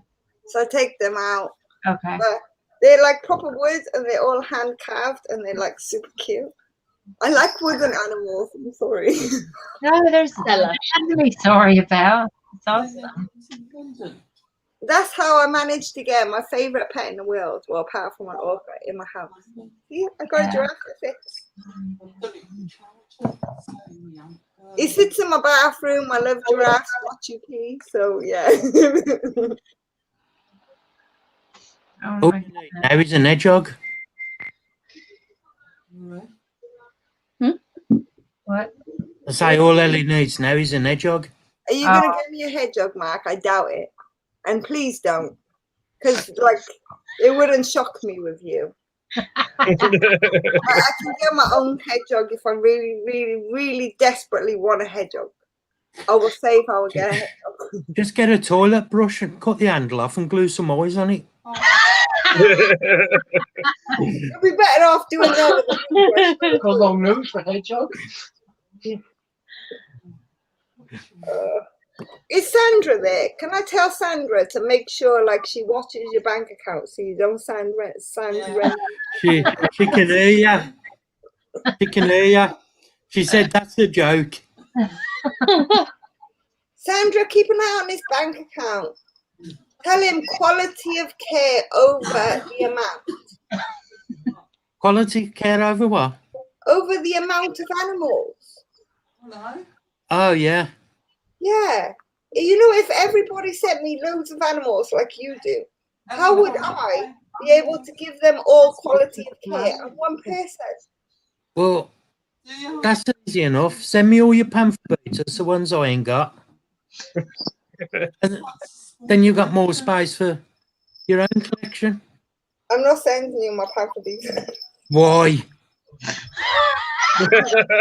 Why? This is what you can do, yeah. You can win my giveaway and you can get a GBB and you can get the Mega Halva Robust. That's I've what got you a robust, I don't want another one. I know they're boring, right? You never see them. But I'm still looking. Like, if anybody finds a Diothelli, Dianamensis, please hook me up because I need to buy one for Mac. No, you don't. He really, really wants one, but he doesn't want me to get it for him. I can get one. Yeah. Why can't I gift you? Like, what's wrong with that? Because you don't need to gift me. Listen, right, we're on Christina's live stream. Can we stop having a domestic, please? Okay. We'll Sorry, it's entertaining. We're just all watching. have a domestic life. It's like Emmerdale on Coronation Street. Everybody's got drama. Christine will be getting a camera in the middle of us to break us up in a minute. Oh my goodness. But we are going to wrap it up for the night because, you know, Yes, hair we've paper. gone over quite a bit. The Palma Robustums are boring. I'm not even going to lie about that shit. It's like a box of soil with the odd leg every now and again. They're actually pretty entertaining when they come out, though. Yeah, but that's like maybe once a year. Yeah, when they come out, they're quite. Mine's been out tonight. I've seen mine once in a whole year. Yeah, mine was out tonight. I sent you the video, didn't I, Ella? You did. Yours is really beautiful, but it looks exactly like the Bohemi. I got a Bohemi, so Yeah. at the end of the day, I can see my Bohemi every day. When I look at the Robustum, I see a pot of dirt. And even if it's out, any tiny vibration, it runs away like a scaredy cat. Yeah. No, I was lucky to see that out. That was Well, spotted that out. Hold I've on, loved she's it, probably I've putting that raised video. it, it's bigger, and somebody will be happy to have it as a gift for being a very nice subscriber. Mm-hmm. Yes, I will. I've Absolutely. taken a lot of time to make sure it's healthy, to make sure it's fed, to make sure it's housed well. Maybe I just give it too much substrate and that's my problem. I don't know. No. What, how many subscribers you on now, Ella? Last time I checked, 227. Oh, nice. Yeah. Whoever wins, they're not getting babies, that's for sure. Because the GBB is about this. That's all squashed out. That's not stretched out. Because he never stretches out. That's only what he is stretched out. And last time I looked at the Mega Palma Robustum, it was about the same size, roughly. Yeah. So they're more like large juvies to sub-adults. That's what they're receiving. If I ever get to 250, I'll do a giveaway. You'll be there before me at this rate. Don't be silly. Mark, you've only been doing it for the last, what, 2 or 3 months? And You've done really well. Like, seriously, I've been doing it over a year and I'm only just getting to 227. I've been doing it for 3 years and I'm only on 317. I'm only on 216. Exactly. You're hot on my ass. You're doing amazing. I wish I was. Thanks, Kelly. I appreciate you. Have a good night, sweetie. Oh, we better let Christine go and grab it. Yeah. You know. It's all good. I'm having a blast, but Jason, if he doesn't eat by a certain time, he gets. Christine, are you on your mobile or are you on the computer? Because you know you could just take us out with you. I'm on the computer. You can log in on your phone. You could transfer it to your phone. I want to go out and see the backyard and watch us grill out. I did that before accidentally. I didn't even know it could transfer over. So I put it all on my computer. Then I started using my phone. When I touched it, I turned it off on my phone. It shut off the whole stream. I'm sorry if you can hear that horrible noise. My dog eats so fast that she makes a weird noise while she's eating. Yes? Hey, My Jack Russell, she makes go when she's eating. Was that your dog? I thought Teddy was breaking into the food. You've got nothing to worry about. My dog sounds like a pig when he's awake and a pig when he's asleep. Oh, Ellie, who's next week? You usually keep track for me. Week 1 is you. Week 2 is question mark if one of the boys want to do it. Week 3 is question mark if one of the boys want to do it. Week 4 is me. Week 5 is me. I've got it written down on the whiteboard. Okay. Yeah, I'm just trying to figure it out. thank you so much, guys, for having me on. Thank you for coming, sweetie. I really appreciate it. Enjoyed it. I'm gonna have to head because I'm gonna go to bed. So I gotta get up for work in the morning now. Yeah. Okay, night, Leah. Thanks for coming on. Night, everyone. Take it easy. Thank you again for having me. Hi. You're welcome. Please come back and join us again. Okay, I will do. See you soon, Bye. Leah. See you soon. Bye. Bye, sweetie. Bye. Yeah, we'll have Leah back soon, and Phil's always gonna. I have a Are we feeling still live? Phil's Yeah, we gonna are. be here with us every Sunday he No. can. I have a feeling. Like, Yep. but it has been fun. Did It was good tonight, though. I really liked it. Mhm. We had a lot to talk about. Yeah, that's, maybe next time I'll talk to Phil. I am or on Messenger. I'll talk to him later about something I got in mind for the next time that it's on my channel. So. Oh, night, Jason. Night, Moon. Night, Jason. Night, Moon. Night, Hi, Jason. Hi, mate. Night, Bailey. Yeah, thanks again for coming on with us, Phil. We love having you. Thanks for having me. Yeah, for sure. But and so I'm gonna call it a night, and thanks everybody in chat. Thanks for everybody that come and watched and joined in and had a laugh and learned a few things. Good job, Moon, on your 120 subscribers. Night. Yeah. Yeah, well done, Moon. It's really good. So Who's the next person that's going to be on my ass? He's going to be taking over me like no problem. who's that? Moon. Oh, you're always at work, He's Moon. going to fly past me like, hi, Ellie. Bye, Ellie. Who's that? Moon. Even Mark is going to do the same thing. Like 3 months in, he's already on my ass. Can you imagine? I'm going to have to stop posting inverts and start wearing them TikTok leggings with no panties and twerking. Sounds good to me, Ellie. That's the only way I'm going to get subscribers. No, it is not. You'll have to send me a video to trial it out before you start posting it. Oh, Mark. Come on. No, you're doing fine, Ellie. It's going to be all right. You're going to do good. You're doing good. Now, if I overtake you, Ellie, that's a big if, which I doubt very much, I'll make sure I grab your hand and take you with me so you can keep your subs up. Oh, that's sweet, Mara. But to be fair, I don't really promote my channel, so I've only got myself to blame. Yeah. And that's because half of the year I'm carrying uni and stuff like that. So I can't. Yeah, but uni stuff's got to come first, ain't it? Yeah, but that's why I'm Absolutely. like, I post loads of stuff on my channel, yeah, but I don't promote it too much. And everybody that's on my channel already knows that if I don't post stuff or if I don't comment, it's because I'm busy. Yeah, So- we understand that though. Education, that has to come first. Absolutely, we understand. Yeah. So yeah. And I don't really promote mine all that much because I'm rubbish at social media. Yeah. You're not rubbish, Phil. Your videos are really good, Phil.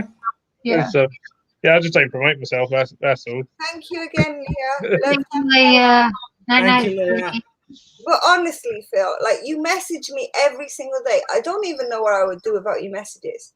You're so sweet. And then, do you know, Phil can joke too. I love that. Like when he sends me the random pictures, and then he'll go from sending random pictures to sending hilarious pictures, then sending zoo pictures. Oh my God, it's like the perfect package. I don't even know how he's not married already. Because no one has me. Like, honestly, that shit is cool. Like, what's wrong with people? I know. I know. Phil, I don't want to marry you, but I'll move in with you. This is what I'll do, right? If it's possible one day when I'm not busy with uni, if traveling is possible, I will take on half of your duties to give you a rest. Just so I can play with the animals. I don't mind shoveling shit.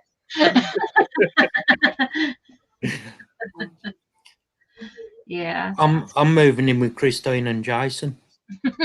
Oh, their place is huge. Even if I have to pitch a tent in that field by the ant's nest. Oh, we have a huge property.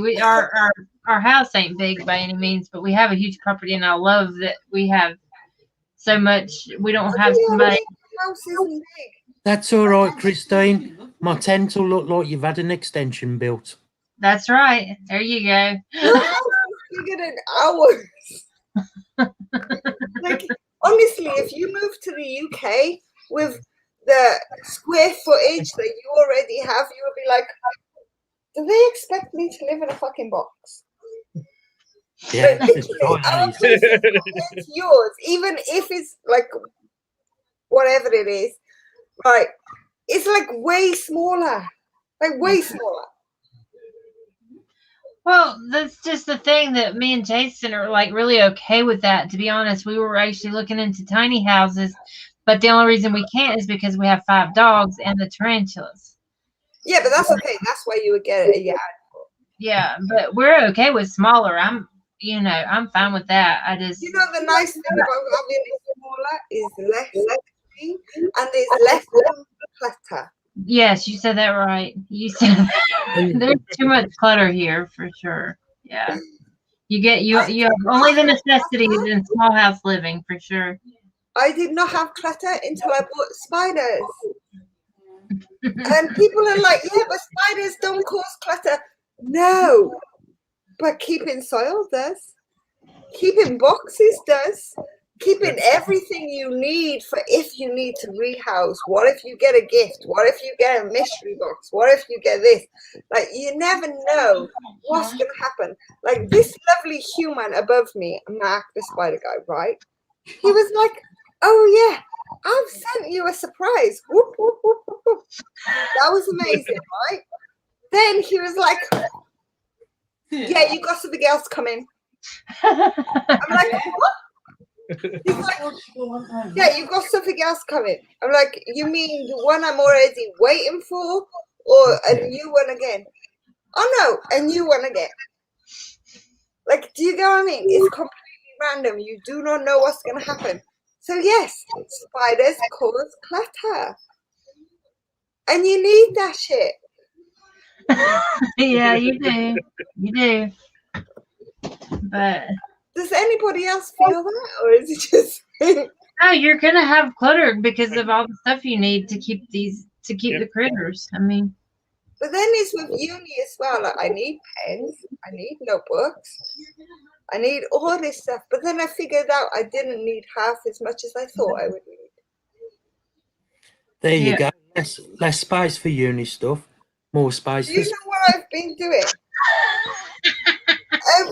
Like my sister, she finished school. She moved to college, right? So I give her a package of study stuff, like study buddy package, because I do it with my friend. We do a study buddy package.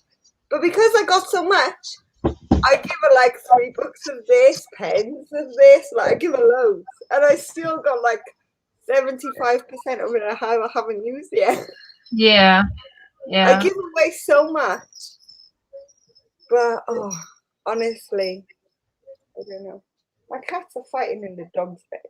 Yeah. Okay, guys. I guess we'll figure out We'll have to figure out who's going next.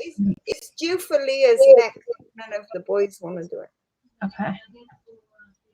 All right. Sounds good. Is Brandon going to be here next week? I don't know. I'll have to talk to him whenever. I have a feeling that he may have had to work over. But the thing is now, the good thing is that here in the state now, people just can't sit at home and get unemployment from COVID.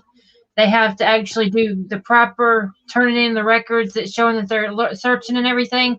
So I have a feeling people are going to start working again that were just taking advantage of it before.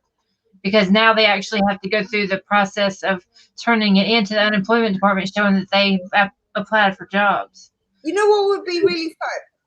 What? If Phil hosted next week. Yeah, that would be cool. Number 1 subscriber, why not? Yeah. That is a That would be cool. I would be fine with that. If he wanted to, I'm fine with that. You're getting your stuff. You're even getting your logo up there. Your logo is going to be on our banner soon. Yeah. Like, it's like you've got it all worked out. You've got it set. Like, I'll win this round. I'll win that round. I'll get myself a win. Yeah, I reckon that'd be good if Phil hosted. To be fair, I would be happy if Phil hosted. Like, Phil's amazing. Yeah. Sorry, Phil, I'm selling you.